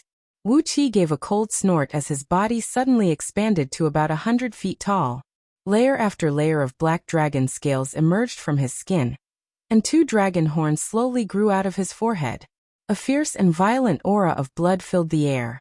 As he roared in a low voice, the shadows of 9 black dragons intertwined with each other behind him and gradually transformed into a mysterious rune, floating amidst the sticky, pitch-black 9 nether ghost flame and emanating an evil aura that made one's heart palpitate.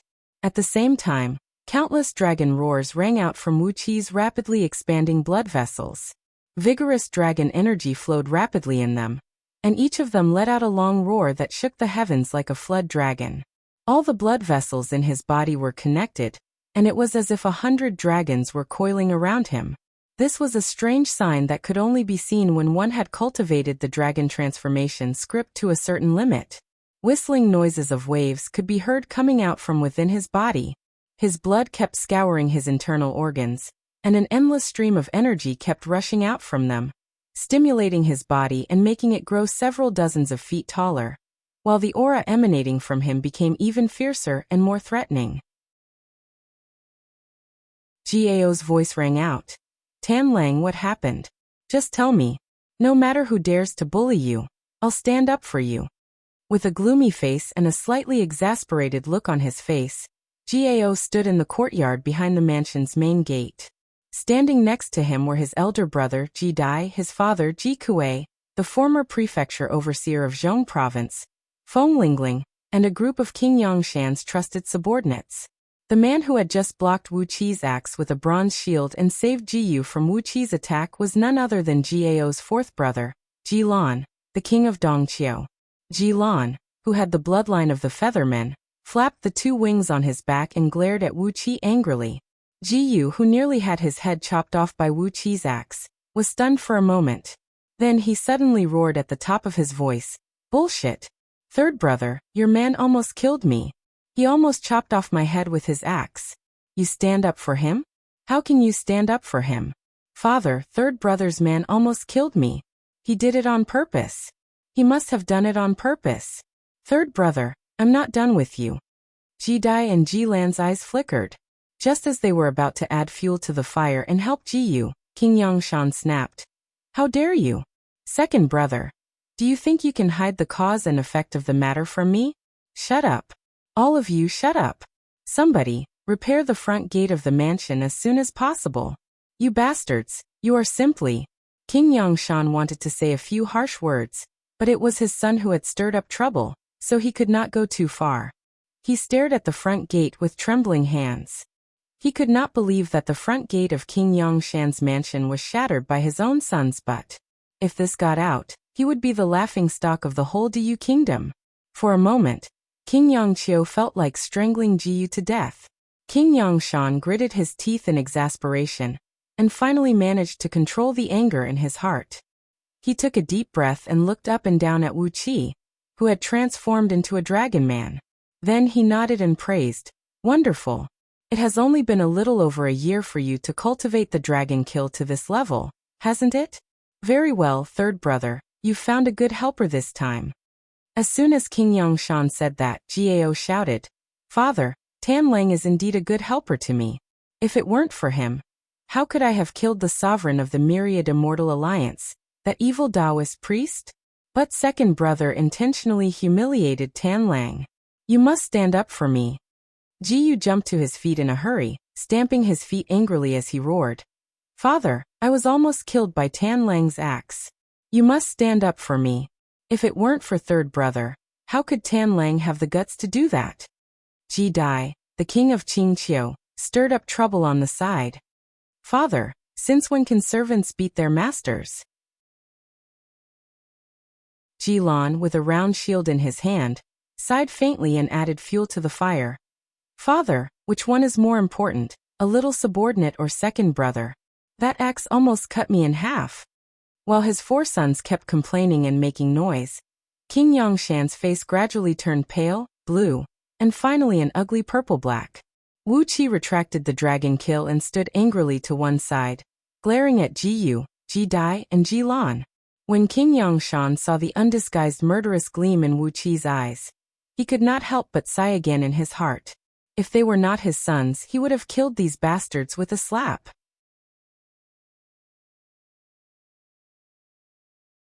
Chapter 739. Having too many sons is a big problem. Sitting under a huge ancient tree in the backyard of King Yongshan's mansion, King Yongshan sighed helplessly at Wuqia. Wuqia and Gao sat side by side opposite King Yongshan. Apart from the three of them, there was no one else nearby. The ancient tree over their heads was like a canopy, its dense foliage preventing even a ray of sunlight from penetrating it. A cool breeze blew through the nearby forest, bringing with it a cool breeze. There were many nests of thumb-sized green jade pea birds above their heads. These birds were small in stature, but had the most melodious calls. They were hiding under the leaves, chirping non-stop. Having too many sons, but each of them is very talented. This is a big problem. Holding the teacup carved out of black jade, King Yongshan sighed helplessly.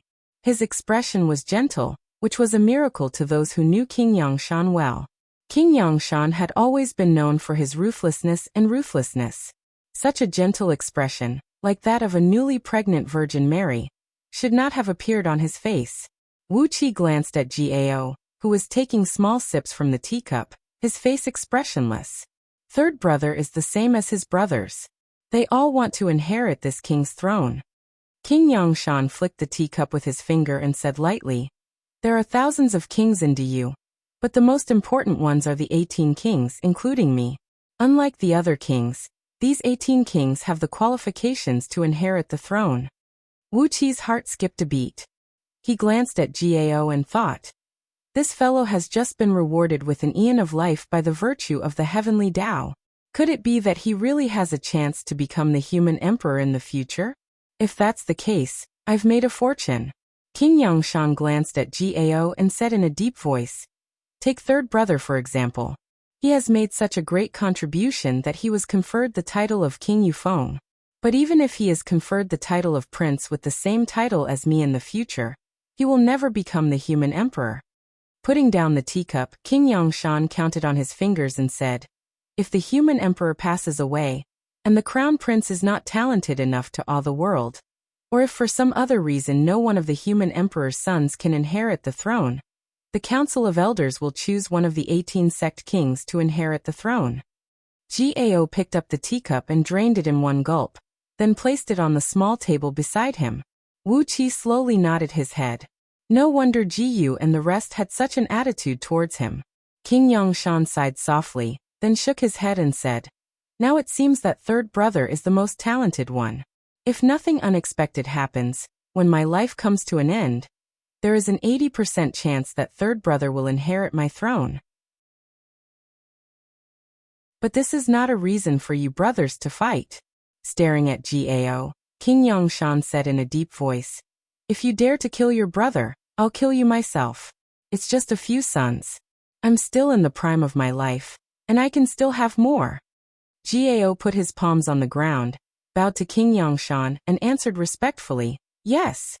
King Yongshan sighed helplessly. He glanced at Wuxia, then shook his head and said, "As for Tanlang, you better assist third brother, and you'll be rewarded in the future. I'm also puzzled by what happened to you today. Who was it that plotted to kill Prabhudaratna Buddha? That old fool Gauchen Li is not that cunning. I'll look into it in secret. Just be careful." After pondering for a moment, King Yongshan shook his head and said, "As for how second brother and the others treated you, in any case third brother is my son, and so are second brother and the others. You are third brother's subordinate, so you'll have to suffer a little and swallow your anger. I happen to have something good here, and I'll give it to you as an apology on behalf of second brother and the others." As he spoke, King Yongshan bowed slightly to Wuxia. Wuxia hurriedly rose to his feet and bowed back to King Yongshan, repeatedly saying, "I dare not." King Yongshan had given him a very good impression. At least, when Jiyu, Jidai, and Jilon pestered King Yongshan to punish Wuxia, King Yongshan flew into a rage and drove all three of them out of Yuxiong Plain, forcing them to go back to their fiefdoms as soon as possible. Jiyu and his two companions came here to celebrate Gao's reward ceremony. Now that the ceremony was over, according to Diyu's rules, they were allowed to stay in Liangzhu for another 10 days or half a month. But this time, they had angered King Yongshan, and were driven back to their fiefdoms by him. Wuxia had nothing to say about King Yongshan's treatment of his sons, and now he had solemnly apologized to Wuxia for his sons. What else could Wuxia say? King Yongshan's attitude pleased Wuxia very much, and the resentment in his heart gradually dissipated. After a few polite words, an old man in black walked slowly in from one side, came up to King Yongshan, and whispered a few words in his ear. King Yongshan smiled, then nodded to Gao and said, "It's almost ready. This treasure was originally prepared for your 37th brother, Ji Jiao, but since you've found a talent like Tan Lang this time, you might as well give it to Tan Lang." Before Wuxia and Gao could ask what kind of treasure it was, King Yongshan had risen to his feet, motioned for them to follow, and led them along a path in the woods into the depths of the mansion. Along the way, they passed several heavily guarded checkpoints and came to the foot of a hill in front of them, where a tunnel leading straight to the underground was glowing with a faint green light. King Yongshan turned around and called out to Gao, then led Wuxia and Gao into the tunnel. After traveling a few miles underground along the clean and bright tunnel, a spacious hall appeared in front of them. The walls of the hall, which measured a few miles in both width and length, were carved with countless images of ghosts and deities. In the center of the hall was a round altar about a mile in diameter, on which a strange-looking beast was coiled lazily. The beast was shaped like a dragon, with a large abdomen and thick black scales all over its body, which were much larger than the scales of a real dragon. True dragons were tall and slender, but this beast that resembled a dragon was thick and short.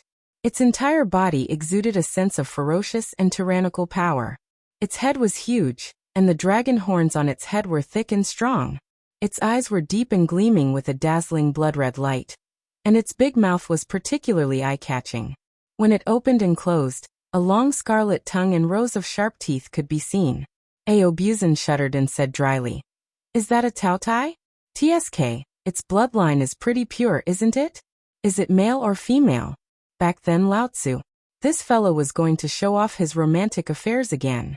Wuxia raised a hand and covered his mouth, not wanting to listen to his nonsense. The Taotai coiled on the altar was about a mile long, and had a very strong aura emanating from its body. Visible, blood-red airwaves were constantly spreading out from its body. Inside the hall, hundreds of oracles standing around the altar had to use all kinds of magical treasures to protect themselves, but they could only barely stand still in the hall. The scarlet waves of air battered their bodies, causing their magical artifacts to groan from time to time. Seeing King Yangshan come in, the Taotai yawned lazily, rose to his feet slowly, and nodded to King Yangshan. "Where is your son, King Yangshan? I'll tell you this first. If your son is a good-for-nothing, don't blame me for devouring his soul."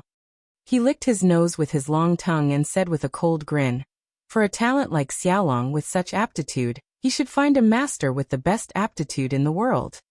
A blood-red gleam shone in his eyes as he gave Wuqi and Gao a greedy look. The blood-red gleam in Taotia's eyes was full of devouring power. Gao could not resist the surging power in it. A beam of blue light shot out from the top of his head, and the beast's soul he had fused with, Pu Lao, immediately flew out of his body, throwing his head back and letting out a wild roar. The void around him rippled violently, and when the blood-red gleam in Taotia's eyes approached Gao's body, it was shredded by the distorted space. Wuqi gave a cold snort. With a sway of his body, he was shrouded in black flames as he quickly grew to about 100 feet tall. Black dragon scales covered his skin, and a fierce and overbearing dragon aura poured out of him. Staring at Taotai, Wuqi also let out a loud roar. Ao Buzan's body quickly expanded to about 100 feet long. Pointing a front claw at Taotai, he sneered and said, "You little bastard! If you dared to stare at Lao Tzu like this, I'm sure Lao Tzu would have killed your father, fucked your mother, and then torn you into minced meat to go with wine. Why are you still staring at Lao Tzu? Are you courting death?" Ao Buzan bared his teeth and made a fierce face at Taotai. In the next moment, a dragon aura, 100 times fiercer than the killing aura in Wuqi's body, quietly rushed out of Ao Buzan's forehead and smashed viciously at Taotia's head. Pu Lao's roar, Wuqi's roar, and Ao Buzan's violent threat instantly suppressed the ferocious and greedy Taotai. But that was not the end of it. The dragon python sisters on Wuqi's shoulder suddenly soared into the sky, opened their mouths, and let out the unique cackling of dragon pythons of fire and ice. At the same time, the ferocious aura of dragon pythons, which had struck fear into all the dragons in the world since ancient times, spread out like a tide. It would have been better if the sisters had not unleashed their power, but as soon as they did, Pu Lao's soul flew back into Gao's body, and dared not to show itself again. Wuqi shuddered, and his Dragonman avatar shivered and quickly returned to his human form. Ao Buzan, who was arrogant and domineering, shivered instinctively. In a flash, he shrunk from 100 feet long black dragon to a 3-inch long loach, squeezing into Wuqi's collar to hide from the terrible aura, which was almost the natural enemy of dragons. Taotai, who was extremely arrogant and ferocious just a moment ago, suddenly put on a flattering smile. Nodding and bowing, he said to Wuqi, "You must be Ji Jiao, the 37th son of His Highness, right? Ha ha ha, to be able to become your beast soul, to live and die together, to advance and retreat together, this is really this little dragon's blessing, ah. Ha ha ha, are those two beside you really dragon pythons of fire and ice? Haven't they gone extinct a long time ago?" A faint smile appeared on King Yangshan's face as he patted him on the shoulder and said, "Tan Lang, this is my gift to you. You haven't fused with a beast soul yet, have you? All the warriors of Da you need a powerful beast soul, so that they can exert their full strength. Even if you are a genius who cultivates both fleshly body and magic, having a beast soul to protect you will be of great help in the future." King Yangshan's so-called treasure was the beast soul of a Taotai? Wuqi was overjoyed. He quickly bowed and thanked King Yangshan. A beast soul? The benefits were simply too great. And it happened to be the beast soul of Taotai, one of the 9 sons of the dragon. Wuqi smiled so widely that his eyes narrowed into slits. Although he had encountered some horrors on this trip to Liangzhu, the benefits were too great.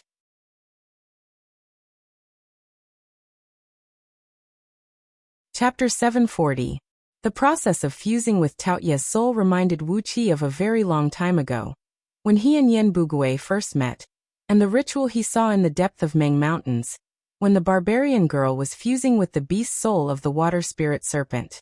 Amidst the slow singing of the oracles and their deep chanting, the soul of Taotai rose slowly from his fleshly body with 90% of his cultivation base, slowly merging with Wuqi's innate chaotic divine soul. When the soul of Taotai entered Wuqi's innate chaotic divine soul, Tao Tai suddenly realized something was wrong. There was something strange about Wuqi's soul, something very strange. However, before Tao Tai could let out the strange roar of Wuqi's soul, his soul had already fused with Wuqi's innate chaotic divine soul. According to the rule of beast soul fusion, a thread of Tao Ye's soul had entered the deepest part of Wuqi's soul, falling into a deep slumber in Wuqi's soul. This thread of soul would only be awakened when Wuqi's lifespan came to an end, and at that moment, Tao Tai would regain control of his own soul. At that time, because his soul had fused with Wuqi's soul, and was nourished by Wuqi's soul, it would become more complete and stronger. When Tao Tai's soul entered the transmigration, he would have a more wonderful new life. However, Wuqi's innate chaotic divine soul would never give Tao Tai this chance. Right when a thread of Tao Tai's soul entered the core of Wuqi's soul, the chaotic energy devoured all of it. The beast soul of Tao Tai, who was famous for its greedy devouring, had become the tonic for Wuqi today. All kinds of mystic magics, divine abilities, and instincts of Tao Tai had fused into Wuqi's body. As the beast soul fused with Wuqi's soul, 90% of Tao Tai's cultivation base was gradually injected into Wuqi's body. It had to be said that King Yangshan was very attentive to his 37th son. He had paid a great price to get this adult, pure-blooded Tao Tai with excellent aptitude. This big fellow's cultivation base was much stronger than Wuqi's today, almost reaching the peak of the 4th-tier gold immortal realm. An enormous power was surging in Wuqi's body. The strength of his soul and fleshly body were soaring, and so was his magic power. The benefits brought to Wuqi by fusing with the soul of Tao Tai were unparalleled. Now his chaotic energy was filled with an instinctive devouring power. As soon as Wuqi slightly mobilized the power of the beast soul, a terrible suction came out of his body. A loud buzzing noise came out of Wuqi's body as the soul of Tao Tai hovered over Wuqi's head, threw its head back, opened its mouth, and began to devour wildly. It was as if Wuqi's body had turned into a huge black hole, with the surrounding natural energy and Pangu's sacred energy rushing madly into Wuqi's body. After the initial fusion with the soul of Tao Tai, the speed at which Wuqi absorbed the natural energy was 10 times faster than when he exercised his cultivation base at full strength. As he continued to fuse with the soul of Tao Tai, his speed of absorption in the future might be 100 times, 1,000 times, or even 10,000 times faster than it was now. According to the legends, Tao Tais were famous for their greed and brutality. Many of them died because they could not digest the food in their bodies because they had devoured too much food. Even with the strong bodies and digestive ability of divine beasts, they could not digest the food they had devoured, which showed how fast Tao Tai could devour. Now Wuqi did not have any problems with his cultivation base. His biggest problem was the lack of magic power. His cultivation base had reached the peak of the gold immortal realm, and his ability to use and control his magic power had also reached the highest limit of a gold immortal. What hindered him was that the speed at which he accumulated energy was too slow. But now he had the Supreme Tower, which could control the flow of time, and the soul of Tao Tai, which could enhance the absorption of energy. It was as if the heaven was helping him, and all the problems had been solved. King Yangshan smiled as he watched Wuqi unleash the power of the beast soul, then nodded at Gao. Gao smiled and pulled out a bone talisman. With a wave of his hand, the talisman transformed into a thick thunderbolt and shot whistling toward Wuqi. Wuqi, who was sitting cross-legged, opened his eyes slightly. The soul of Tao Tai over his head opened its mouth and sucked in the thunderbolt. Without even chewing, it turned into a vast stream of heat that rushed into Wuqi's body and became a part of his magic power. Pu Lao Jiao's soul was good at roaring. With a single roar, it could shatter heaven and earth and tear the souls of its enemies to shreds. But the soul of Tao Tai Wuqi had obtained could devour everything. Except for a few innately dangerous and poisonous things, there was basically nothing in the world that Tao Tai dared not to eat. As long as Wuqi's body could withstand it, any physical or magical attack would be devoured by Tao Tai. Coupled with the chaotic energy in Wuqi's body that could melt everything, Wuqi had now become a complete monster. Unless an almighty expert could kill Wuqi with a single blow, any attack would be devoured by the soul of Tao Tai and turned into Wuqi's own magic power. After cultivating with his eyes closed for 2 hours, Wuqi slowly retracted the soul of Taotai into his spiritual ocean. He had wiped out a trace of Taoyu's true spirit, and its soul had completely become a part of Wuqi's innate chaotic divine soul.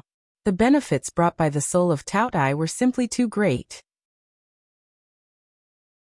In just 2 hours of cultivation, the benefits were almost equal to what Wuqi had obtained after 10 years of hard work outside Yuxiong Plain. If a gold immortal wanted to advance to the next tier, not only would he have to make a breakthrough in his cultivation base, but his magic power would also have to be improved by 1 tier. The difference in the magic power of a tier was usually more than 100 times. Every time a gold immortal improved his magic power by 1 tier, he would need to spend eons to painstakingly absorb the natural energy and turn it into his own magic power. Now that Wuqi had the Supreme Tower, which could control time, and the soul of Taotai, which could increase the speed at which he absorbed the natural energy, his future cultivation speed would certainly advance by leaps and bounds, and no one would be able to compete with him. With 90% of Taoyu's cultivation base injected into his body, Wuqi's fleshly body and magic power were instantly elevated to the level of a peak 5th-tier gold immortal. Feeling his strong fleshly body and abundant magic power, Wuqi rose to his feet contentedly, bowed to King Yangshan, and said, "Thank you for your help, Your Highness." King Yangshan nodded and said with a smile, "A sword is given to a warrior, and this soul of Taotai is a perfect match for you, Tan Lang. Just do your best to assist Gao in the future." Wuqi cupped his fist, bowed deeply to King Yangshan again and said, "I know, Tan Lang. I'll definitely assist King Yufeng wholeheartedly in the future." After getting so many benefits, Wuqi felt that Gao was his lucky star, for he had gained so many benefits without taking any risks in just one expedition with him. If he was lucky enough to ascend to the throne of the human emperor one day, he would have to work hard to support Gao. At the thought of this, Wuqi could not help but feel a surge of emotions. As the saying went, when the tide rises, the boat rises. Wuqi's foundation on Pangu continent was shallow, so he could only borrow the power of others to help him. King Yangshan laughed heartily and clapped his hands. From a corner of the hall, a group of oracles, clad in blood-red robes and whose faces were covered by blood-red metal masks, walked up silently.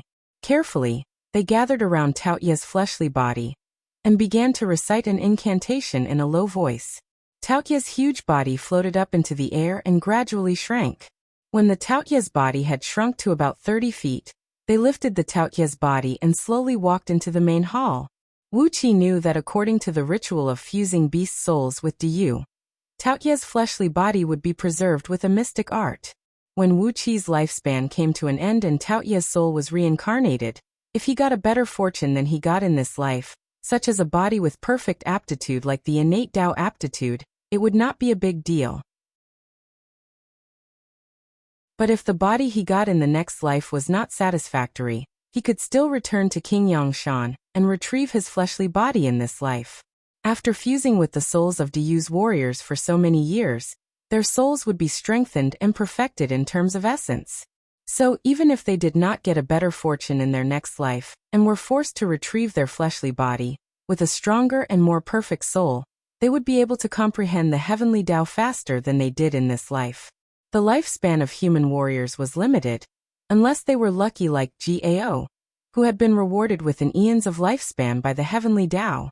For these divine beasts, it was worth it to spend thousands or even tens of thousands of years for a brighter future. No matter how King Yangshan dealt with these problems, after fusing with Taoyu's soul, the relationship between Wuqi and Gao had become much closer. Led by Gao, Wuqi traveled in and out of Liangzhu for half a month. This was the longest time a foreign subject could stay in Liangzhu, so it was time for Wuqi to leave. Gao, on the other hand, had been rewarded by the human emperor with the right to participate in the military affairs of the imperial court, so he now had the privilege of living in Liangzhu for a long time. King Yangshan had already helped him set up a mansion in the city. It was time for them to part. In the military camp outside Liangzhu, Wuqi counted the tens of thousands of trusted soldiers he had brought with him, then prepared to return to the East Sea province with Huang Liang and other trusted generals. This time, Huang Liang and the others were also rewarded by the human emperor. Although they were not conferred the title of nobility, their military ranks had been raised by several ranks. As the saying went, when a man attained the Tao, even his chickens and dogs would ascend to heaven. In just a few years of following Wuxia, Huang Liang and the others had received great benefits from their official positions. Feng Lingling had mixed with Wuqi's army with a group of his clansmen, preparing to go to Gao's fief along the way.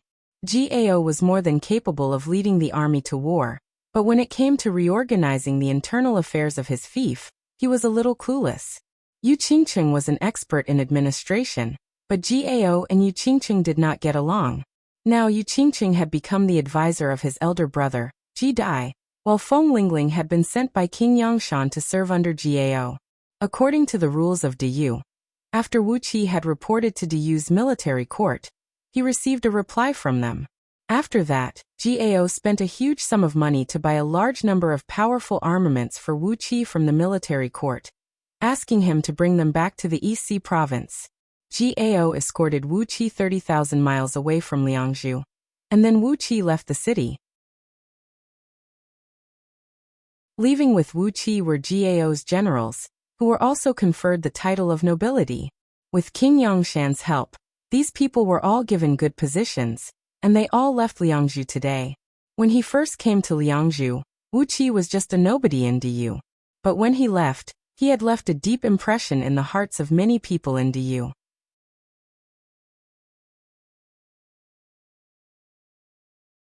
Chapter 741.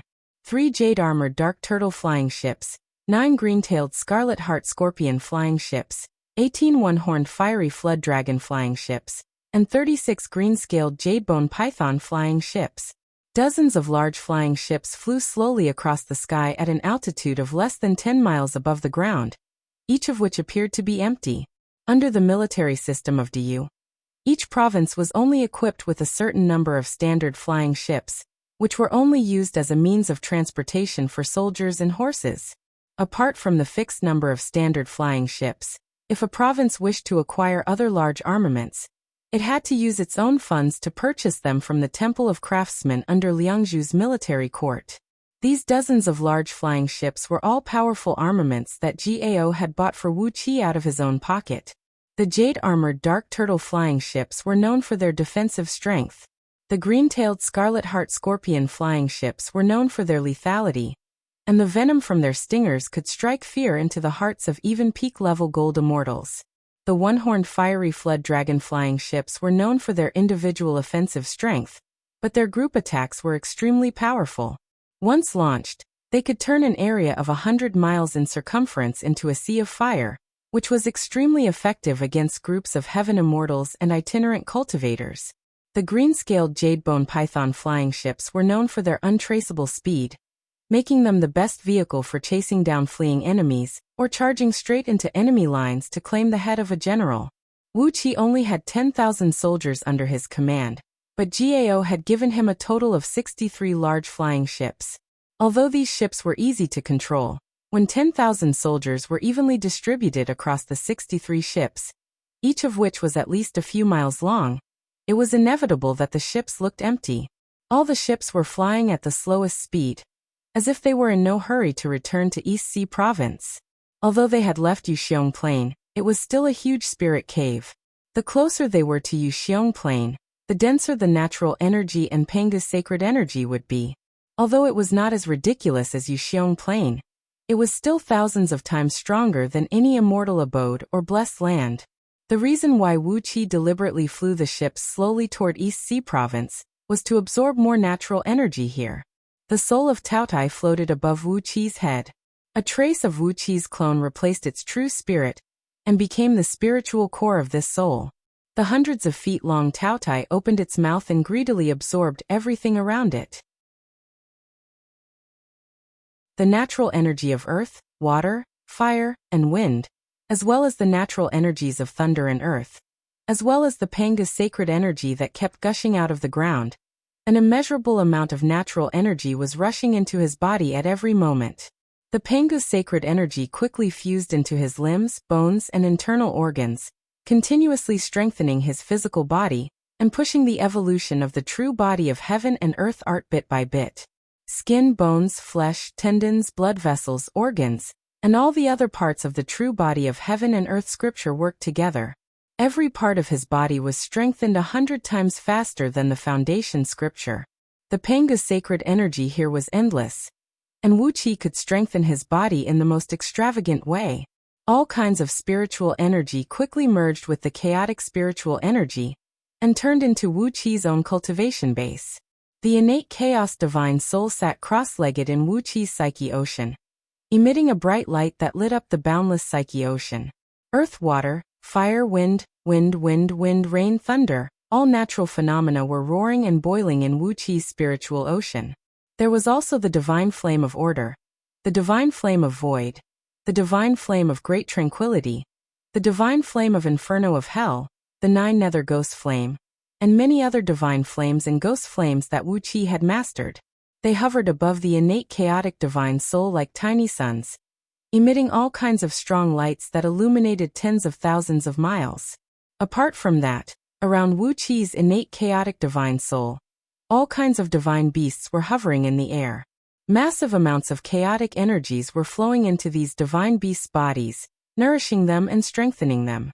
Occasionally, a shadow would flash behind Wuxia, and the shadow of a mythical beast or mythical bird would flash before disappearing.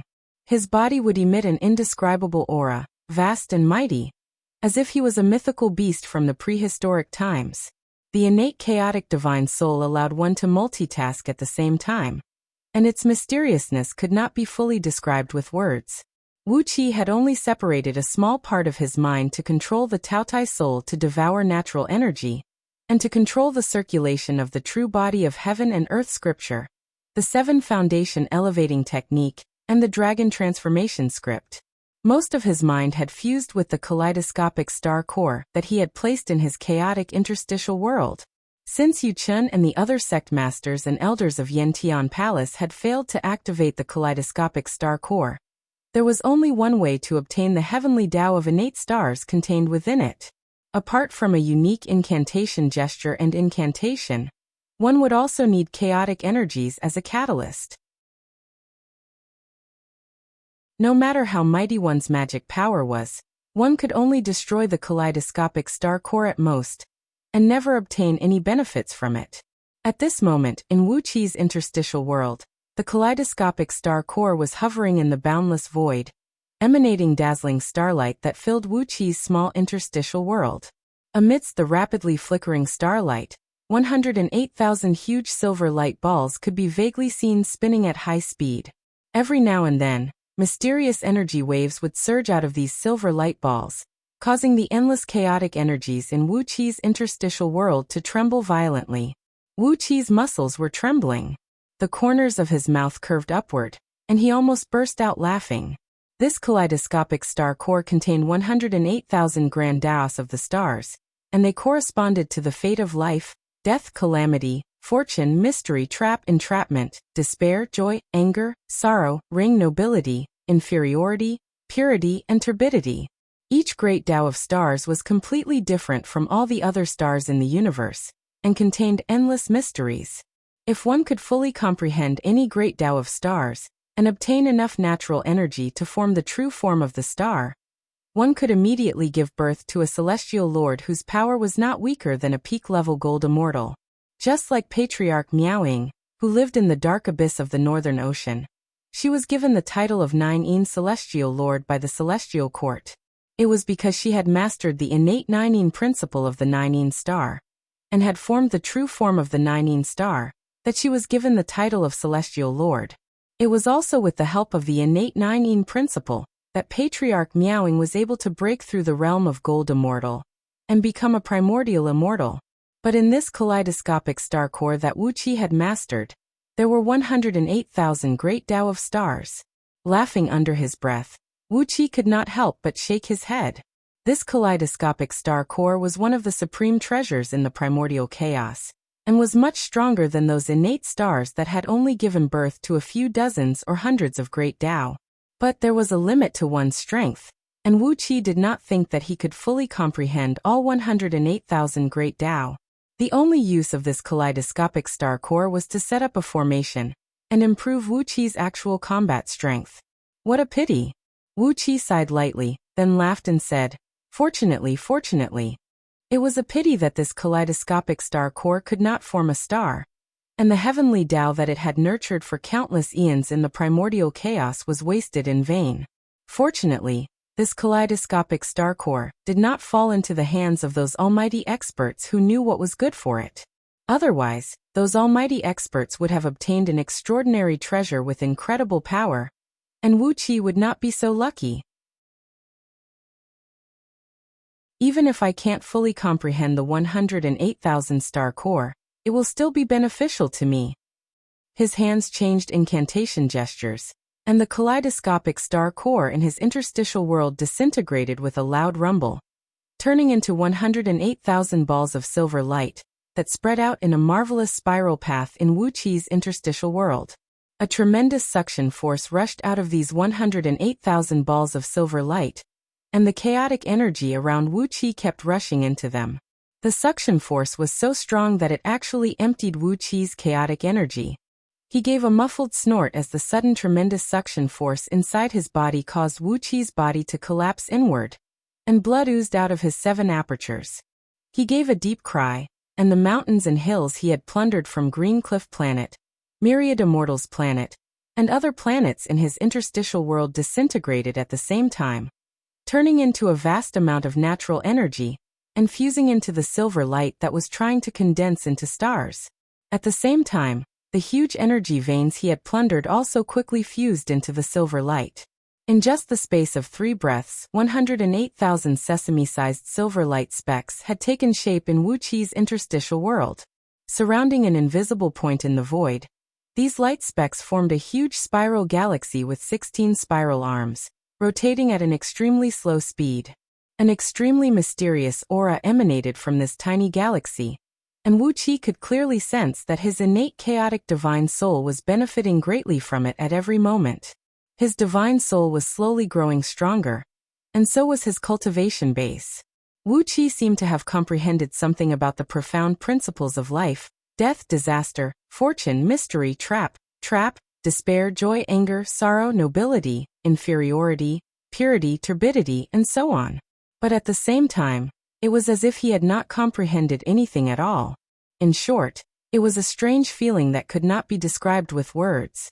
"TSK, I owe Yu-chan a great favor," Wuqi murmured to himself as he quickly replenished the chaotic energy in his body with the soul of Taotai. The benefits that this kaleidoscopic star core had brought to Wuqi were indescribable. It could even be said that this kaleidoscopic star core had laid the foundation of the great Tao for Wuqi and countless disciples of the underhand sect. Wuqi had a feeling that he owed Yu-chan a great favor, and that he had to find a way to repay it in the future. With a shake of his left hand, a pale silver wolf appeared in Wuqi's palm. It was the true form of the greedy wolf star, one of the 3 stars in the universe, the killing vanquishing wolf star. Using the technique commonly used by immortals to borrow the power of the stars, Wuqi had formed his true form of the star and manifested this little wolf. A powerful, pure, greedy, and murderous aura spread out from the little wolf-shaped body, and in the blink of an eye, a chilly, murderous aura enveloped the quiet room that Wuqi occupied. With a faint smile on his face, Wuqi shook his right palm. A strange wolf with a pitch-black body, 3 wolf heads, and saliva dripping down from the corner of its mouth appeared in his palm. This 3-headed wolf was the true form of the Nether Wolf Star, a star that represented the Tao of slaughter among the 108,000 stars that were formed from the kaleidoscopic star nucleus. It did not have the greedy aura of the greedy wolf star, but only a pure murderous aura, mixed with an indescribable evil and mysterious aura. The evil aura mixed with the murderous aura expanded rapidly, instantly suppressing the energy ripples emanating from the greedy wolf star. Wonderful. Wuqi smiled. The power of these stars derived from his interstitial space was stronger than all the stars in the universe. Of course, in terms of total quantity, the 108,000 stars Wuqi possessed were only as small as a sesame seed, while all the stars in the universe had a diameter of trillions of miles. Therefore, The overall strength of these stars Wuxia possessed could not be compared with the stars in the universe. But as long as Wuxia was given enough time and energy, he would be able to cultivate these stars in his interstitial world into terrifying existences that were not weaker than the stars in the universe. I have a bright future ahead of me. Wuxia felt that his mind was extremely clear, and his heart was so smooth that he could ignore all the difficulties and obstacles in the world. While he was reveling in this wonderful feeling, a long tiger roar was heard, and the flying ship Wuxia was riding on suddenly trembled.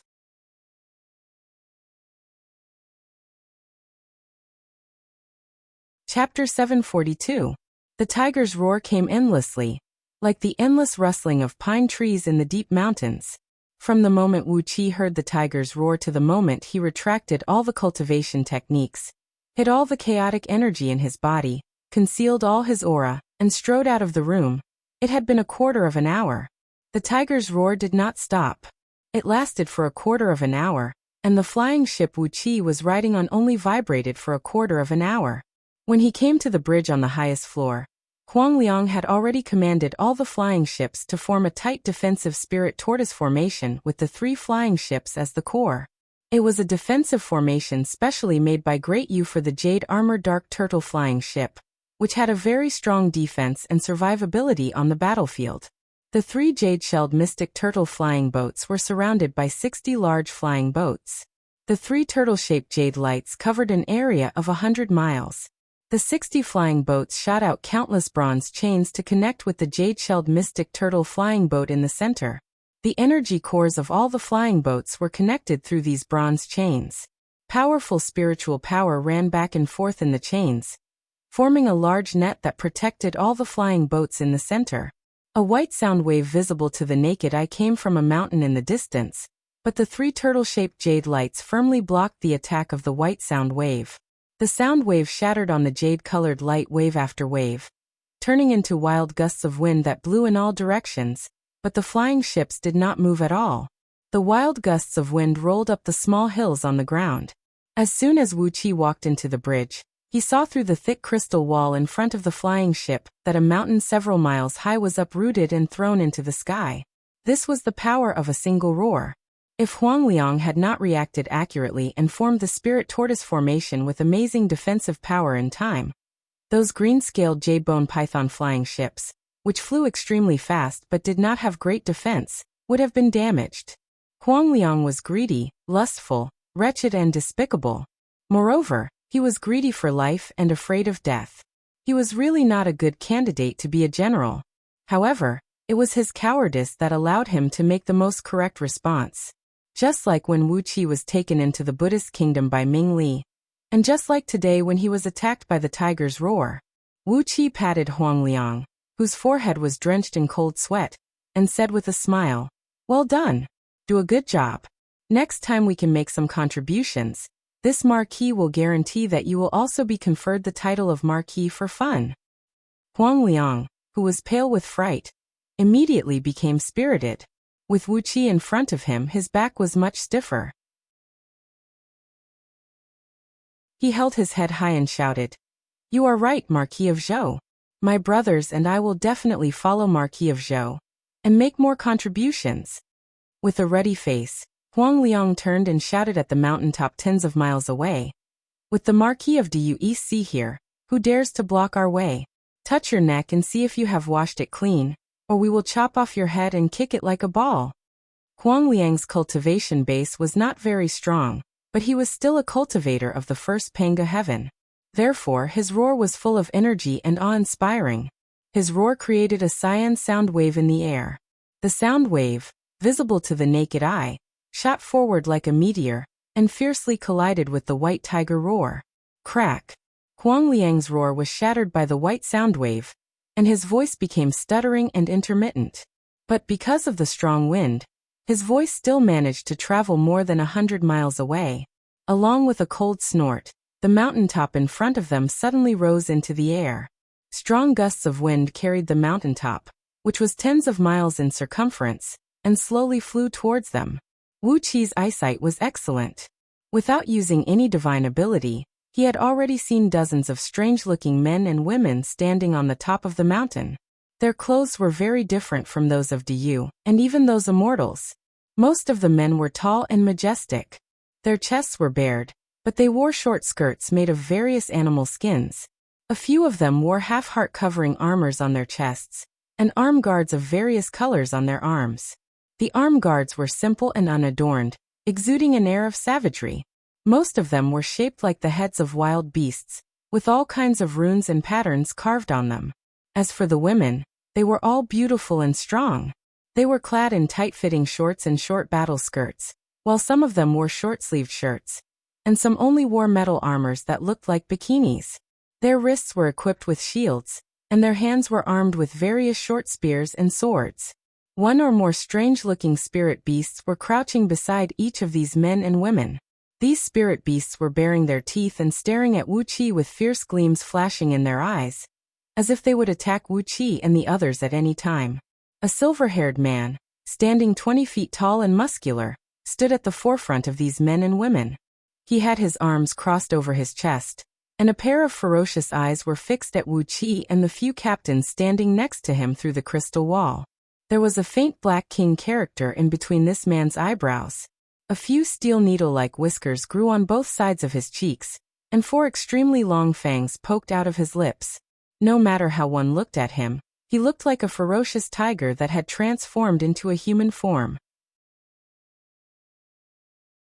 Moreover, this man's hair was very well developed. His exposed skin was covered with a layer of fluffy silvery hair, but there were also many pale black stripes in the middle of the silvery hair. He looked like a ferocious tiger that stood on its hind legs, and didn't look like a human at all. This man opened his mouth and gave Wuxia a ferocious grin. Deep and muffled gasps were constantly coming out from the gaps between his teeth, and a dense white mist was ejected from his mouth like a sharp blade. Along with an air-piercing sound of metal, the white mist circled around his body for a few times, and then quickly merged into his body. Wuxia's eyes flickered. When the man breathed, the energy essence of 5 metals that was close to the innate energy of gold element came out. Judging from his appearance, he was not a human, but a demon body cultivated by the clan of white tigers, a divine beast. Judging from the appearance of his fur, he should be a pure-blooded descendant of divine beasts. Even if he had some mixed blood, it was insignificant. A pure-blooded descendant of divine beasts was highly valued in Diyu, the Celestial Court, the Buddhist League, and even the 5 great emperors who nominally occupied the 5 regions of Pangu continent. Diyu needed these descendants of divine beasts to offer their souls to increase the number of powerful beast warriors for Diyu. The Celestial Court, the Buddhist League, and other powers all needed these descendants of divine beasts to enhance their overall strength. With this man's cultivation base, if he were to join the Celestial Court, he would immediately be promoted to at least the rank of Lord of Heaven. If he were to become the disciple of a Buddha, he would become an important figure like the guardian of Dharma, who was in charge of a large number of outer heavenly realms. Wuxia looked at the men and women behind him again. None of them were weaker than this man. They were all gold immortals, and some of them were even as strong as Wuxia, almost reaching the 5th tier of gold immortal realm. There were at least 50 gold immortals in front of him. Wuxia could not help but sigh. Among his 10,000 soldiers, only Huang Liang and a few other generals could fight against heaven immortals. Moreover, Huang Liang was a coward. Even though he had fought Ming Li to the death last time, he was still not very reliable. The rest of the soldiers could only deal with ordinary cultivators, and were not of much use. It was a little difficult for Wuxia to deal with these 50 gold immortals. Although he had all kinds of mystic arts and divine abilities, and a secret treasure that could control time like Dark Een Celestial Tower, he could not fight against so many enemies. On top of that, the overall strength of gold immortals who were descendants of divine beasts could not be judged by their cultivation base. Like longbow people, any descendant of divine beasts had the overall strength to challenge those who were stronger than them. Although this white tiger's cultivation base was at the peak of the 6th tier of gold immortal realm, his true overall strength should be equal to that of a 1st tier gold immortal. With a deep sigh, Wuxia left the flying ship with a flash, and went to meet the group of men and women who came with ill intentions. After flying a few miles on a cloud, Wuxia cupped his fist at the group of men and women and said, May I ask why you are blocking my way? You need to know that this is the territory of Du. Are you trying to fight with me, Du? Wuxia looked back over his shoulder. After leaving Yuxiong Plain, he had deliberately asked Huang Liang and the others to slow down. Now they were only tens of thousands of miles away from the border of Yuxiong Plain. With Du's overall strength, everything within 10 billion miles of Yuxiong Plain was under strict surveillance. If these men and women dared to make too much noise, perhaps the army stationed in Yuxiong Plain would come immediately. By glancing back over his shoulder, Wuxia was warning these men and women. This is right under the nose of Du's capital, so don't go too far. The white tiger gave Wuxia a gloomy look, then gritted his teeth and said with a cold grin. So you are Tanlang, the Marquis of East Sea Province? Wuxia nodded slowly and said, Yes, I am. May I ask? The white tiger waved his hand and interrupted Wuxia. That's right. Cut the crap. Lao Tzu is Baizhu, the king of Tiger Mountain who serves the White Emperor in the west. Lao Tzu, let me ask you one thing. Are you the one who laid out the myriad poisons formation and helped that King Yongqiu kill the sovereign and all the immortals around him? Gingerly, Wuxia performed an incantation gesture and prepared his dark celestial tower to fly out to fight the enemy. Yes, he said in a deep voice. Everyone in Du knows about this. May I ask why King Baizhu is asking about this? Baizhu's body trembled as he let out a furious roar. Pointing a finger at Wuxia, he growled. Why does Lao Tzu care about Du and Myriad Immortal Alliance? It's your business that you laid out the myriad poisons formation and killed the sovereign, but you fucking killed Lao Tzu's only son as well. Damn it, Lao Tzu's precious son is still underage. Even if you want to use the white tiger's skin to make clothes, you should wait until he grows up first. Baizhu's eyes suddenly turned blood red. Howling, he charged at Wuxia and threw a punch at his face. Damn it.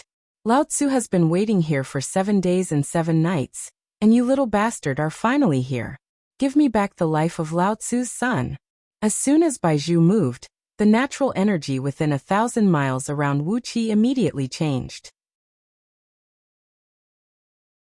All the natural energy was dispelled by the strong metal energy, and the heaven and earth were completely occupied by it. As far as the naked eye could see, the heaven and earth turned into a vast expanse of white and silver. A strong pressure came pouring in from all directions, and the boundless murderous aura transformed into countless sharp blades, spears, swords, and halberds as they shot toward Wuxia. The men and women behind Baizhu roared furiously, Give me back my son, and charged at Wuxia as if they had gone mad. Wuxia was struck dumb. When did the myriad poisons formation kill their son?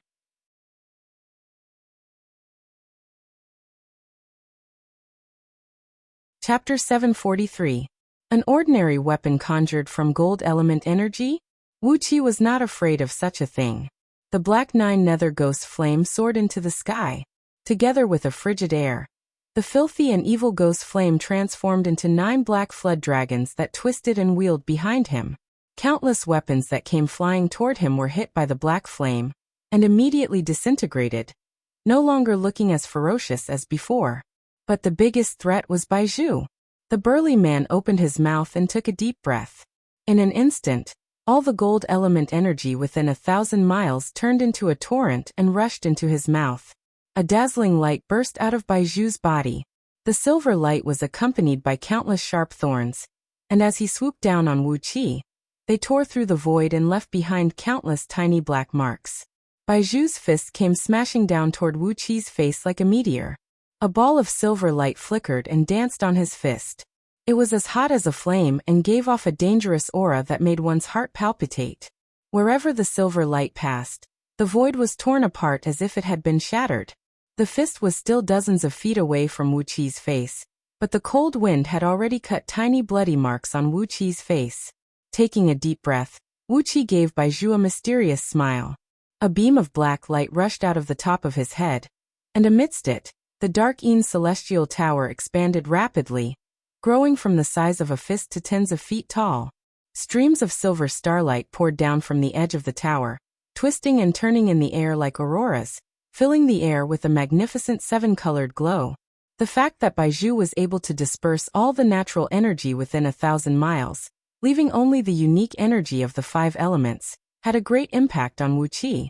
But although Baizhu could dispel all kinds of natural energy, there was only one force that he could not dispel: the power of the stars that illuminated the entire Panga continent from the sky. Even though it was broad daylight, the power of the stars still existed and filled the surroundings. The dark Yin celestial tower was covered with a thick layer of silver light, about a foot thick. Streams of silver light could be seen rushing down from the sky and pouring into the tower. With a sinister smile, Wuxia pointed at the dark Yin celestial tower, and the flow of time in the vicinity suddenly accelerated by 100 times. The sudden increase in the flow of time caused Baizhu to lose control of his body. His body tilted to one side, and he bumped into Wuqia's back in a sorry state. Silently, the shadow of a three-headed wolf emerged behind Wuxia. He softly chanted an incantation, and the enormous star force absorbed by the dark Yin celestial tower poured into the wolf's body, causing it to rapidly expand from the size of a fist to dozens of feet long. 3 shrill wolf howls rang out. Wuxia slapped the wolf's neck and pointed at Baizhu's body. Without making a sound, the wolf lunged at Baizhu with a gust of wind. Its 3 big mouths spit at Baizhu's neck, the back of his heart, and the ribs on his waist. Baizhu struggled to muster his divine power. The powerful white light around him trembled, and he barely got rid of some of the influence of the time acceleration on his body. Then he swung his right fist at the 3-headed wolf.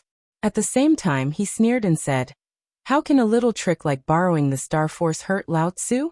If the celestial lords of the celestial court had mastered the power of the stars, Lao Tzu would not be afraid of them. But who do you think you are?" Before his voice could fade away, Baizhu let out a shrill howl. Just as Baizhu's fist was about to touch his body, the 3-headed wolf's body suddenly turned into a cloud of smoke and dissipated. Then it reformed on Baizhu's body. Baizhu's neck, the back of his heart, and the ribs on his waist were bitten at the same time. A large amount of silver-white blood sprayed out. The 3-headed wolf shook its neck wildly, trying its best to tear at the wounds on Baizhu's body. A strange poison seeped into Baizhu's body, quickly turning the skin and flesh around his wounds purple and black. As the descendant of the white tiger, a sacred beast of the 4 directions, Baizhu's body was extremely strong. Few poisons in the world could hurt him. But the poison in the 3-headed wolf's body was a poison derived from the great Tao of innate stars, which had never been seen before in the world. Even Baizhu's ancestors had never encountered such a poison, so naturally, he could not resist the poison. A tiger's roar soared into the sky. Baizhu's body bounced up, and a large amount of blood sprayed down like a rainstorm. The 3-headed wolf had torn off dozens of kilograms of his flesh, but he still managed to break free from its mouth with great ferocity. With 3 badly mangled wounds on his body and bones exposed, Baizhu scrambled backward in a sorry state. He strode up to a woman, who was slightly smaller than him and also had the distinctive features of a white tiger, and said angrily, "Son of a bitch, hurry up and find me a detoxifying pill." What a cruel and strange curse. Did he borrow the power of the stars? Wuxia smiled faintly. He did not have the obligation to answer her questions. The power of all the celestial lords in the stars controlled by the celestial court had been thoroughly studied by all the cultivators in the world. Even the weapons those celestial lords used, and what they liked to eat had been widely spread among the cultivators. But the star power Wuxia borrowed was not the star power of the celestial lords known to the public, but the brand new power of the stars from the kaleidoscopic star core. No matter how hard Baizhu racked his brains, he would never have imagined that Wuxia had actually obtained a kaleidoscopic star core, and had even developed an innate galaxy in his interstitial world. Would he?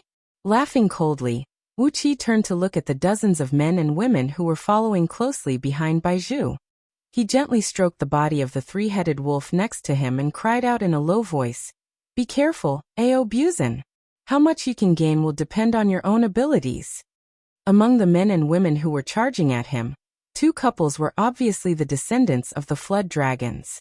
They had dragon horns on the top of their heads, faint dragon scales on their brows and necks, and a strong and pure flood dragon aura emanating from their bodies. Ao Buzan gave a strange laugh as he leaped into the air and quickly transformed into a 100-feet-long flood dragon. unleashing an extremely strong dragon aura that blotted out the sky. The two couples who were charging at him were taken aback. They stared at Aobuzin in horror and snapped, "Ancient dragons?" Before Aobuzin could say anything, the dragon python sisters had already unleashed the unique aura of dragon pythons of fire and ice. In the ancient times, dragon pythons of fire and ice were the natural enemies of all dragons. As soon as they unleashed their ferocious aura, the two couples shrieked and turned to flee, almost instinctively. Wuxia gently crooked his finger, and a few mysterious runes quickly took shape on his fingertips. These few runes came from the Book of Ancient God, which was inherited from Scroll of Stealing. They were powerful offensive runes that represented the meaning of shattering and shattering. They had the incredible power to shatter everything in the world and destroy everything in it. Then Wuxia extracted a wisp of the essence star power from one of the 108,000 stars that represented slaughter and death, and injected it into the few runes. After that, he injected all the enormous star power he had absorbed from the Dark Een Celestial Tower into the few runes. The runes, which were only the size of a thumb, suddenly expanded to the size of a basin. Shrouded in black smoke and flickering with a magnificent silver gleam, they shot out silently and quickly. Under the lock of Wuqi's divine sense, the extremely fast runes hit the backs of the two couples who had turned to flee. Painful dragon roars soared into the sky. The Samadhi true fire mixed with their natal blood essence spurted out from the 7 orifices of the couple, causing their lava-like dragon blood to shoot out in all directions along with spiraling flames. The black runes and silver starlight smashed into their bodies, and the couple uncontrollably revealed their true forms. They were 2 green dragons and 2 white dragons. The green dragons were poisonous, and the white dragons could control water. Both of them were branches of the dragons that did not have a very high status. Now all 4 flood dragons, which were several miles long, had a large gap on their backs. Their bodies were nearly ripped in half by Wuqi's runes, and golden blood was spraying out of their wounds. Through their wounds, Wuxia could see that their dragon bones and tendons had all been ripped apart. "Lao Tzu, I'm so sorry to bully you kids," roared Aobuzin crazily. "But bullying others is the source of happiness. TSK, these 2 girls look pretty good." While babbling nonsense, Aobuzin turned into a dark shadow and rushed toward the 4 flood dragons, who had been forced to reveal their true forms. Then he opened his mouth and tried to devour them. The heads of the 2 male dragons were bitten off by Aobuzin. Large streams of black light burst out of Aobuzin's mouth, and the bodies of the 2 huge dragons were swallowed into his stomach. Meanwhile, the 2 female dragons roared hoarsely, twisting and struggling desperately. But as they were severely wounded, they did not have much strength left. Laughing evilly, Aobuzin reached out his front claws and grabbed their heads, forcing them to shrink their bodies, and were squeezed tightly in Aobuzin's hands. Sigh, killing his husband and robbing his wife. Since when did Lao Tzu become so evil? Laughing in a strange voice, Aobuzin was so excited that even his scales were shaking. Lao Tzu has always been like this. Hee, how many years has it been since I last did this? You 2 don't move. As long as you have slept with Lao Tzu once, you will never forget it for the rest of your lives. Damn it. 2 dark, primordial divine symbols darted over, and accurately hit the foreheads of the 2 female dragons, shattering their skulls. Aobuzin turned his head around, feeling wronged. Wuqia looked at him coldly and growled in a low voice. "I don't care about murder and arson, but don't do such immoral things. You can just eat them. Why do you have to kidnap them and do that kind of thing? I can marry you legally, but I can't rape you." Disappointed, Aobuzin threw his head back and let out a long roar. Lowering his voice, he complained. "What is this? What is this?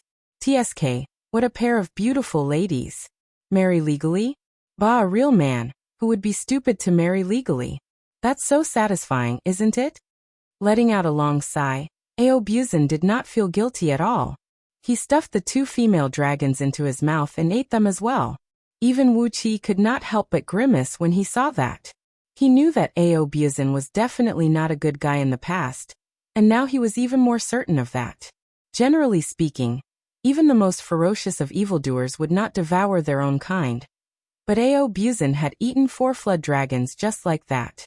No wonder he was killed in the past, and even had his tendons pulled out and his skin made into a storage ring. He really deserved it. Shaking his head, Wuxia turned to the dozens of men and women, who had unsightly expressions on their faces, and said, "I don't know if I killed your sons in the myriad poison formation, but you came to me for trouble? You deserve to die."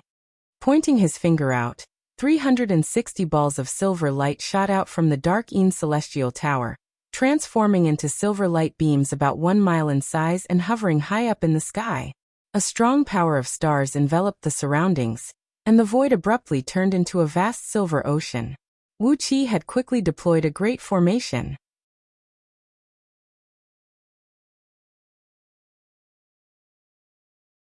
Chapter 744. Ignorant boy, how dare you trap and kill us with a star formation? Among the dozens of trapped men and women, a man and a woman laughed complacently. Within a radius of 100 miles, starlight filled the air, and the murderous power of the stars turned into a silver void that enveloped everything. Looking around, it was all silver, and no one knew where they were. But none of these men and women panicked. Everyone laughed along with the man and woman. Even Baiju, who had more than half of his body covered by the purple-black poisonous gas, and was trembling with pain, was laughing complacently, as if it was a joke that Wuxia had trapped them with a star formation. Amidst their laughter, the man and woman suddenly transformed into 2 silver rhinoceroses, each one 1,000 feet tall and over 2,000 feet long. They had 3 extremely sharp, pale golden horns on their heads, which were translucent, and one could vaguely see countless golden clouds rolling around them. Their horns were crystal clear, and there seemed to be a mass of liquid rolling inside them, which seemed to be seeping out of them. Even Huang Liang, who knew nothing about treasures in the universe, had his eyes lit up. The 6 horns of the couple were definitely rare treasures. Apart from the 6 golden horns that seemed to be full of liquid, the silver rhinoceroses' skins were also amazing. The surface of the shiny silver skins was actually reflecting the light of countless stars, and there were countless layers of starlight spreading and growing inside the skins. Soon, a complete map of the stars was reflected on the skins. Wuxia was shocked. These were 2 rare ancient beasts, star golden rhinoceroses. Star golden rhinoceroses were also divine beasts left behind from the chaos. But unlike powerful divine beasts like the azure dragon and the white tiger, star golden rhinoceroses could observe the sky and know the geography. They were born with the ability to control fate by observing the stars in the universe. If the azure dragon and the white tiger were the best generals among the divine beasts, then the star golden rhinoceroses were recognized as the brains of the innate divine beasts. Since ancient times, when the innate gods still ruled the world, and the divine beasts could also occupy their own territories, the star-striped golden rhinoceros clan often served as the strategists of many forces, big and small.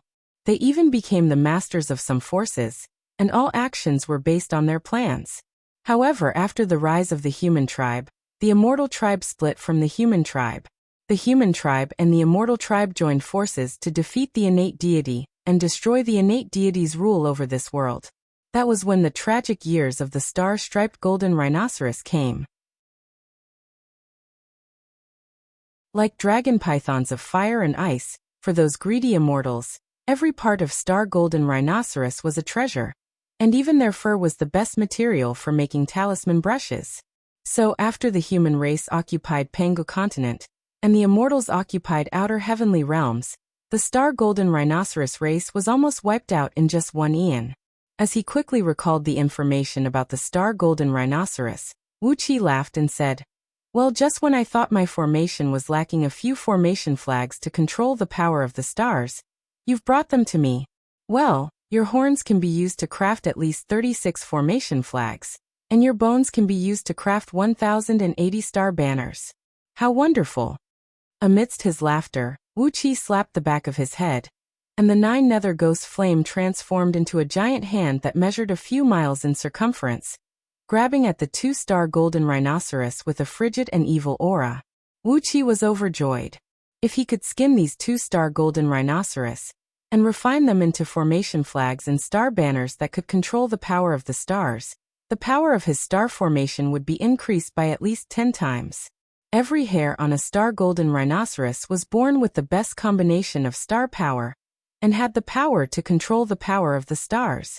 Of course, if he killed them after catching them, it would seem a little wasteful.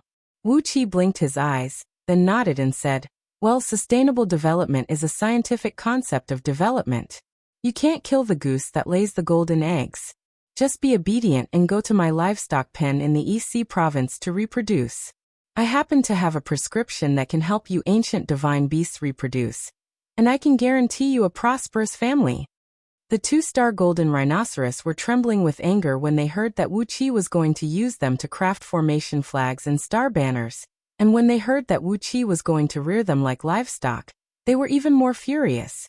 The tragic fate of the ancestors of the star golden rhinoceros was very famous among the divine beasts. After all, there were not many divine beasts who were as unlucky as them, who were hunted by countless immortals and almost wiped out. Wuxia's words were tantamount to digging a hard knife into the scars of the entire star golden rhinoceros race, and the two-star golden rhinoceros immediately went mad. Their 6 golden horns shot out a large sheet of golden light, which turned into a torrent and smashed into the 360 star beads floating above Wuxia's head. Wherever the golden torrent passed, the starlight ejected from the star beads suddenly froze, and the originally agile star power became as solid as thin ice, shattered by the golden torrent.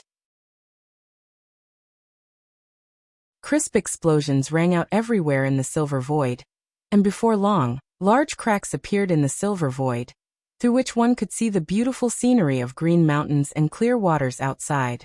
The star-striped golden rhinoceros was worthy of being a remnant ancient beast. To them, mastering the power of the stars was as natural as eating and drinking for ordinary people. Any formation that was set up with the power of the stars was no secret to them. If what Wuxia had laid out was a formation constructed with the power of the 5 elements, earth veins, or even ghosts and deities, it would not have been so easy for the two-star golden rhinoceros to break it. But the star formation was too weak to withstand a single blow from them. The golden light ejected from their golden horns froze the star formation formed by Wuxia's 360 star beads. Amidst the laughter of the other men and women, the two-star golden rhinoceros took a deep breath, and their bodies suddenly expanded to tens of thousands of feet long. Countless stars flickered rapidly under their skin, and billions of starlight shot out of their skin. Countless specks of silver light wheeled around them like fireflies, and a vivid star map emerged out of thin air around them. However, it was obvious that the cultivation base of these two-star golden rhinoceros was not strong enough.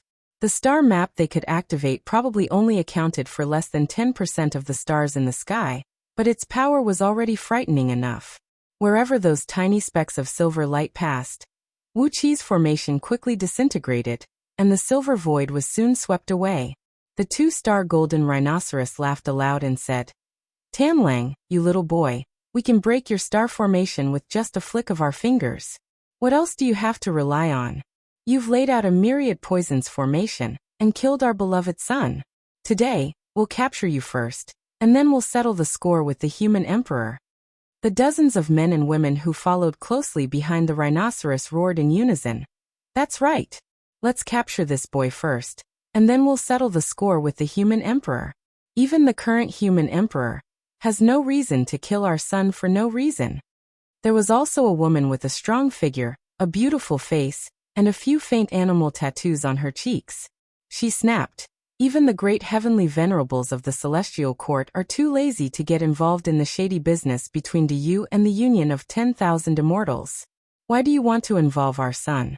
Could it be that Du is only afraid of the celestial court, and you think we're easy to bully?" The woman let out a furious roar and suddenly transformed into a pale golden leopard with 3 tails on its back. Then she pounced at Wuxia. The woman sped through the air, covering a distance of thousands of feet in just a flash. Clearly, she had the ability to travel through the void, just like the heavenly ghost from the outer domain. With just a roar, the woman had arrived in front of Wuxia. She opened her mouth and bit down at Wuqi's head, while her 3 tails swept across the air. Immediately, rings of golden rings wrapped around Wuqi's body. They were hazy, as if they were formed from mist, but each of them was as heavy as several dozens of mountains. Layer after layer, they came pressing down on Wuxia, and with each additional layer, the pressure Wuxia felt increased by 10 times. The divine beast, the earth spirit leopard, was born with the ability to control the power of earth. Its 3 tails could be used to draw runes in the air at will, and mobilize the power of the earth and mountains to suppress the enemy. Legend had it that the mountain-driving whip, an ancient treasure, was made from the tail of the earth spirit leopard, which gave it the ability to move mountains. Wuxia gave a cold snort. Ignoring the leopard, he stared at the 2 complacent star golden rhinoceroses and said with a faint smile, "Oh, is the innate divine ability of the star golden rhinoceros really so powerful?" With a flick of his finger, 360 beams of silver light suddenly shot out of the top of Wuqi's head and quickly disappeared into the 360 star pearls hovering above him. Suddenly, the silver void, which had been shattered by the torrents spewed out of the star golden rhinoceros's horns, trembled. Amidst the rumbling of the stars, the silver torrents rolled back from all directions and completely froze the surrounding void in a blink of an eye. The 2 star golden rhinoceroses were horrified. Strange. Why can't we recognize the star power this guy is driving? Did he borrow the power of that star's origin? This. But before they could say anything, the huge hand formed from the 9 nether ghost flame that Wuxia had just unleashed had already grabbed the 2 star golden rhinoceroses, who were only 15th tier gold immortals, and casually thrown them into the dark celestial tower. The earth spirit leopard opened its mouth and swallowed them, then stabbed its sharp fangs into Wuqi's neck. But a thick layer of black dragon scales quickly crept out from under Wuqi's skin, and sparks flew when the leopard's fangs and scales brushed against each other. Although Wuqi's neck was unscathed, the leopard's fangs cracked and had tiny gaps. What a tough neck. The leopard gave a miserable howl and retreated hastily with blood dripping from the corner of her mouth. Wuxia chuckled. The silver light that blotted the sky merged together, and then 360 strange beasts, which no one had ever seen before, slowly revealed their true forms on the star pearls. The surging evil power of the stars whizzed down, and the trapped divine beasts were thrown to different places in the formation. Baizhu, who was taking a detoxifying pill, cried out in alarm as a silver vortex emerged around him and dragged him to the core of the formation, where the star pressure was the strongest. Wuxia strode to Baizhu's side, grabbed the top of his head, and punched him again and again.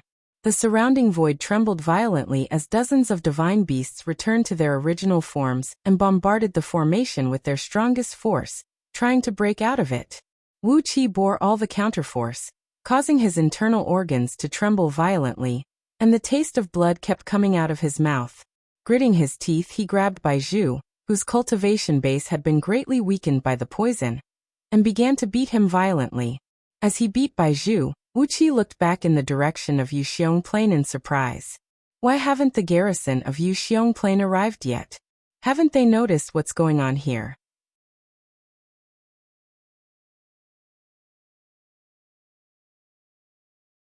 Chapter 745. A dazzling ball of starlight enveloped an area of 100 miles in circumference. Above the clouds high up in the sky, numerous stars were visible in broad daylight. Wisps of starlight poured down from the sky like smoke, fusing into the ball of starlight. The silhouettes of dozens of divine beasts and fowls could be seen running and flying amidst the silver light, filling the air with jarring noises. The starlight was trembling, and from time to time, dozens of colorful beams would shoot out of it, turning the mountains in the near and far into nothingness.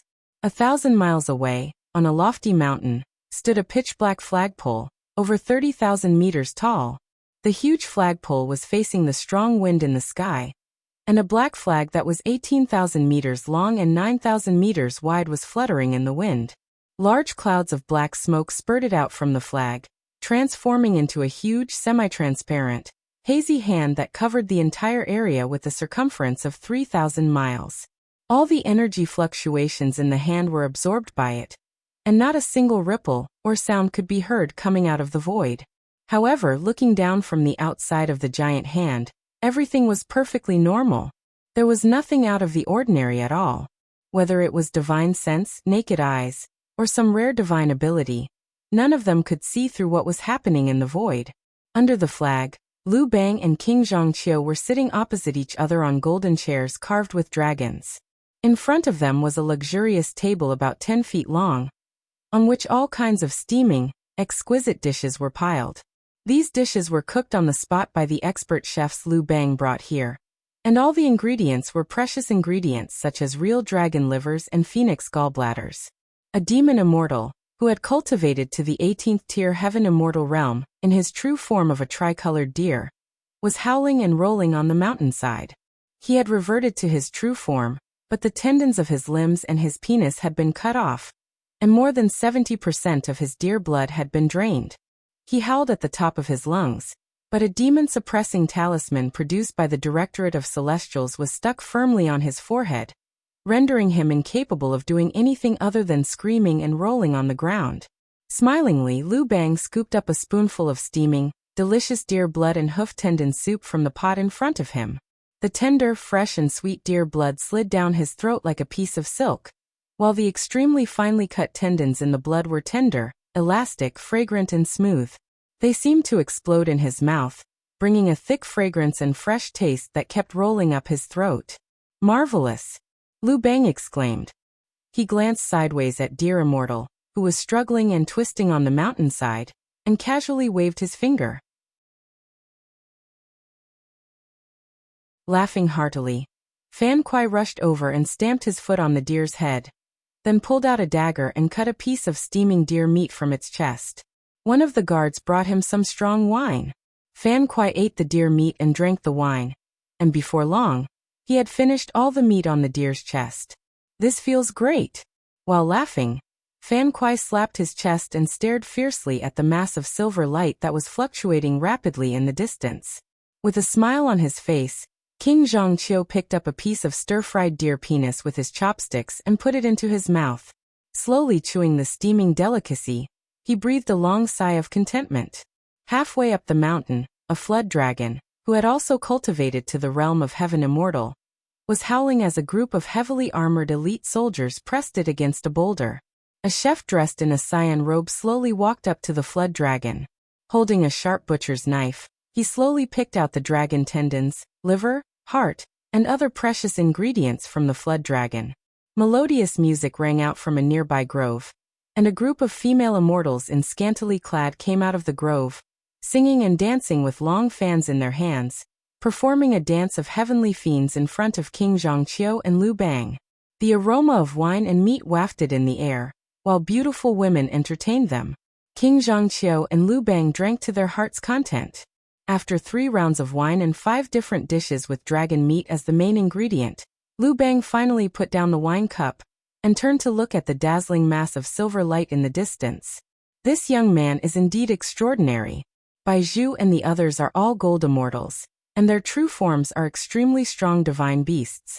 Yet he was able to trap them all with a formation. No wonder King Zhongqiu wants to kill him here. King Zhongqiu wiped a drop of wine from the corner of his mouth and said with a cold grin, His Majesty favors him so much that he actually rewarded him with a supreme tower. Not only does he have the aptitude to cultivate both magic and fleshly body, but he is also Gao's man. If we don't take this opportunity to kill him, will we keep him alive to make things difficult for us in the future? With a lazy smile on his face, Liu Bang called over a delicate and beautiful female immortal, and pulled her into his arms. He gently rubbed the 2 lumps of warm jade on the immortal's chest with both hands and sighed leisurely. Well, let him do whatever he wants. It will be great if he is killed by Bai Zhu and the others. But it will be great if he can kill Bai Zhu and the others. In short, we just don't let Bai Zhu and the others leave Yuxiong Plain alive. He laughed grimly, narrowed his eyes and said with a cold snort. But can we really do it by sacrificing a primordial immortal, a Buddha, and a few mediocre gold immortals and divine beasts? Not to mention that immortal Ding Jun has only joined the Buddhist League. Although he is no longer a primordial immortal, it will only take him a few years to become a Buddha. Do you really think such a trick can fool those people? Caressing the immortal in his arms as if nothing had happened, Liu Bang said in a flat voice, We just need to do it. As for what those almighty experts behind us think, it has nothing to do with us. Since they have made up the plan, they must have the confidence to succeed. Once it is done, I, Liu Bang, will certainly get some benefits, but don't tell me you won't get any benefits?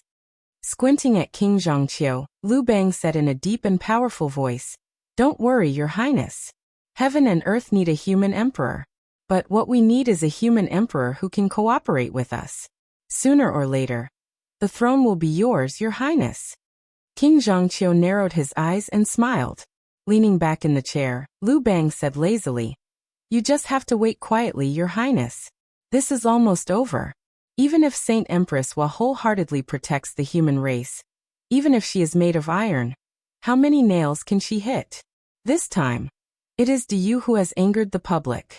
When those few patriarchs who are as famous as Saint Empress Hua come forward, she can only watch from beyond the heavens and can no longer interfere." Slapping hard on the plump butt of the fairy in his arms, Liu Bang said proudly, "You can go anywhere in the world if you're right, but this time you're right."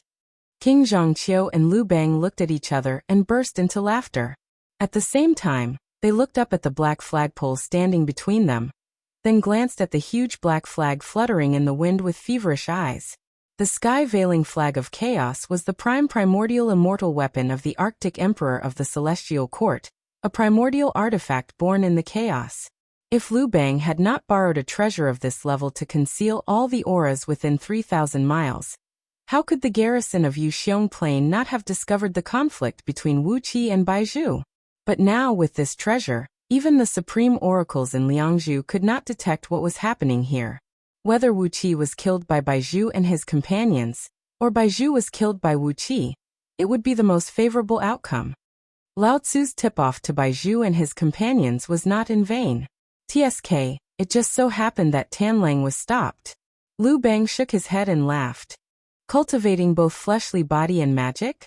Getting the human emperor's appreciation? And bestowing the supreme tower? Bah, why don't we kill such a genius as soon as possible, so that he won't cause us trouble in the future? King Zhongqiu nodded in agreement. He swallowed a piece of dragon liver, then raised his wine cup high and said, "To the King of Han." With a smile on his face, Liu Bang kissed the female immortal in his arms, then raised his cup and cried out, "To Your Excellency." Both men looked at each other and laughed, then drank the wine in their cups. King Zhongqiu's interest was aroused as well. He grabbed a beautiful female immortal standing next to him, and impatiently pressed her down on the chair. Before long, the woman's moans drifted out from the top of the hill. The eyes of Liu Bang, Zhang Liang, Han Xian, Xiao He, and the others who stood beside him, were filled with disdain at the same time. Narrowing his eyes, King Zhongqiu crazily sprinted toward the female immortal beneath him with a smile on his lips, and there was a cold sneer in his seemingly hazy eyes. Enveloped by the starlight spewing out of Dark Yin's celestial tower, Wuqi grabbed Baizhu's head and smashed him with his fists like a storm, causing him to howl and howl miserably. Baizhu's wife, a tigress who was equally fierce and ferocious, was roaring furiously. She had transformed into her true form of a white tiger, and kept pouncing on Wuqi, trying to save her husband. But Ao Buzin and the Dragon Python sisters were holding her back, not allowing her to get close to Wuqi. Ao Buzin had shrunk his body to about an inch long, and was running around the tigress with a cheeky smile on his face, teasing her with a glib tone. Your baby is dead, and now your husband is going to die. TSK, there's no hope for a widow with a dead son. Oh, you're a widow now. Why don't you just remarry? You're a white tiger, and Lao Tzu is a black dragon. The black and white dragon and tiger are a match made in heaven. Come, my dear, give me a kiss. Ao Buzin's filthy words made the tigress' hair stand on end with anger. She waved her claws and tried to tear Ao Buzin's body to pieces, but Ao Buzin was only an inch long, and her true form was too huge. So, how could she grab hold of Ao Buzin, who was several times more slippery than a loach? In particular, the Dragon Python sisters were constantly spurting out divine light of ice and fire to help her fight. Every beam of divine light of ice and fire forced the tigress to flee in a sorry state. There were also countless pearls condensed from starlight that rained down on her from all directions. Each pearl was as heavy as hundreds of mountains, and it made her feel unbearable pain all over her body. If she was not careful, she would be beaten until she rolled on the ground. In particular, these pearls condensed from starlight contained some wonderful power. Every time the tigress was hit, her eyes would be filled with illusions. Gradually, her mind began to blur, and she could no longer figure out where she was. The two white tigers were under Wuxia's control, but the other divine beasts in the formation were roaring and roaring wildly as they kept attacking the base of the formation. Alone, Wuxia was fighting against dozens of divine beasts, all of whom were above the gold immortal realm. Just maintaining the formation alone was already too much for him. Every impact directly shook Wuxia's internal organs. Blood kept dripping from his 7 orifices, and his meridians were in severe pain, as if they were being stirred by knives. Wuxia looked up in surprise in the direction of Yuxiong Plain. Why hadn't anyone noticed what was happening here? All of a sudden, the silver light screen behind Wuxia trembled, and was shattered by a tremendous force. A flaming man came leaping over with a heavy blade in his hand, thrusting the blade towards Wuxia's back. You're tuning in to the Li Mei's Wuxia Whispers YouTube channel. We're so grateful for your support, and don't forget to subscribe to join us on this incredible journey through captivating stories. Your generosity through donations truly makes a world of difference, as it's the primary source of revenue that allows me to expand and enhance this channel for you. Thank you from the bottom of my heart for being a part of this adventure.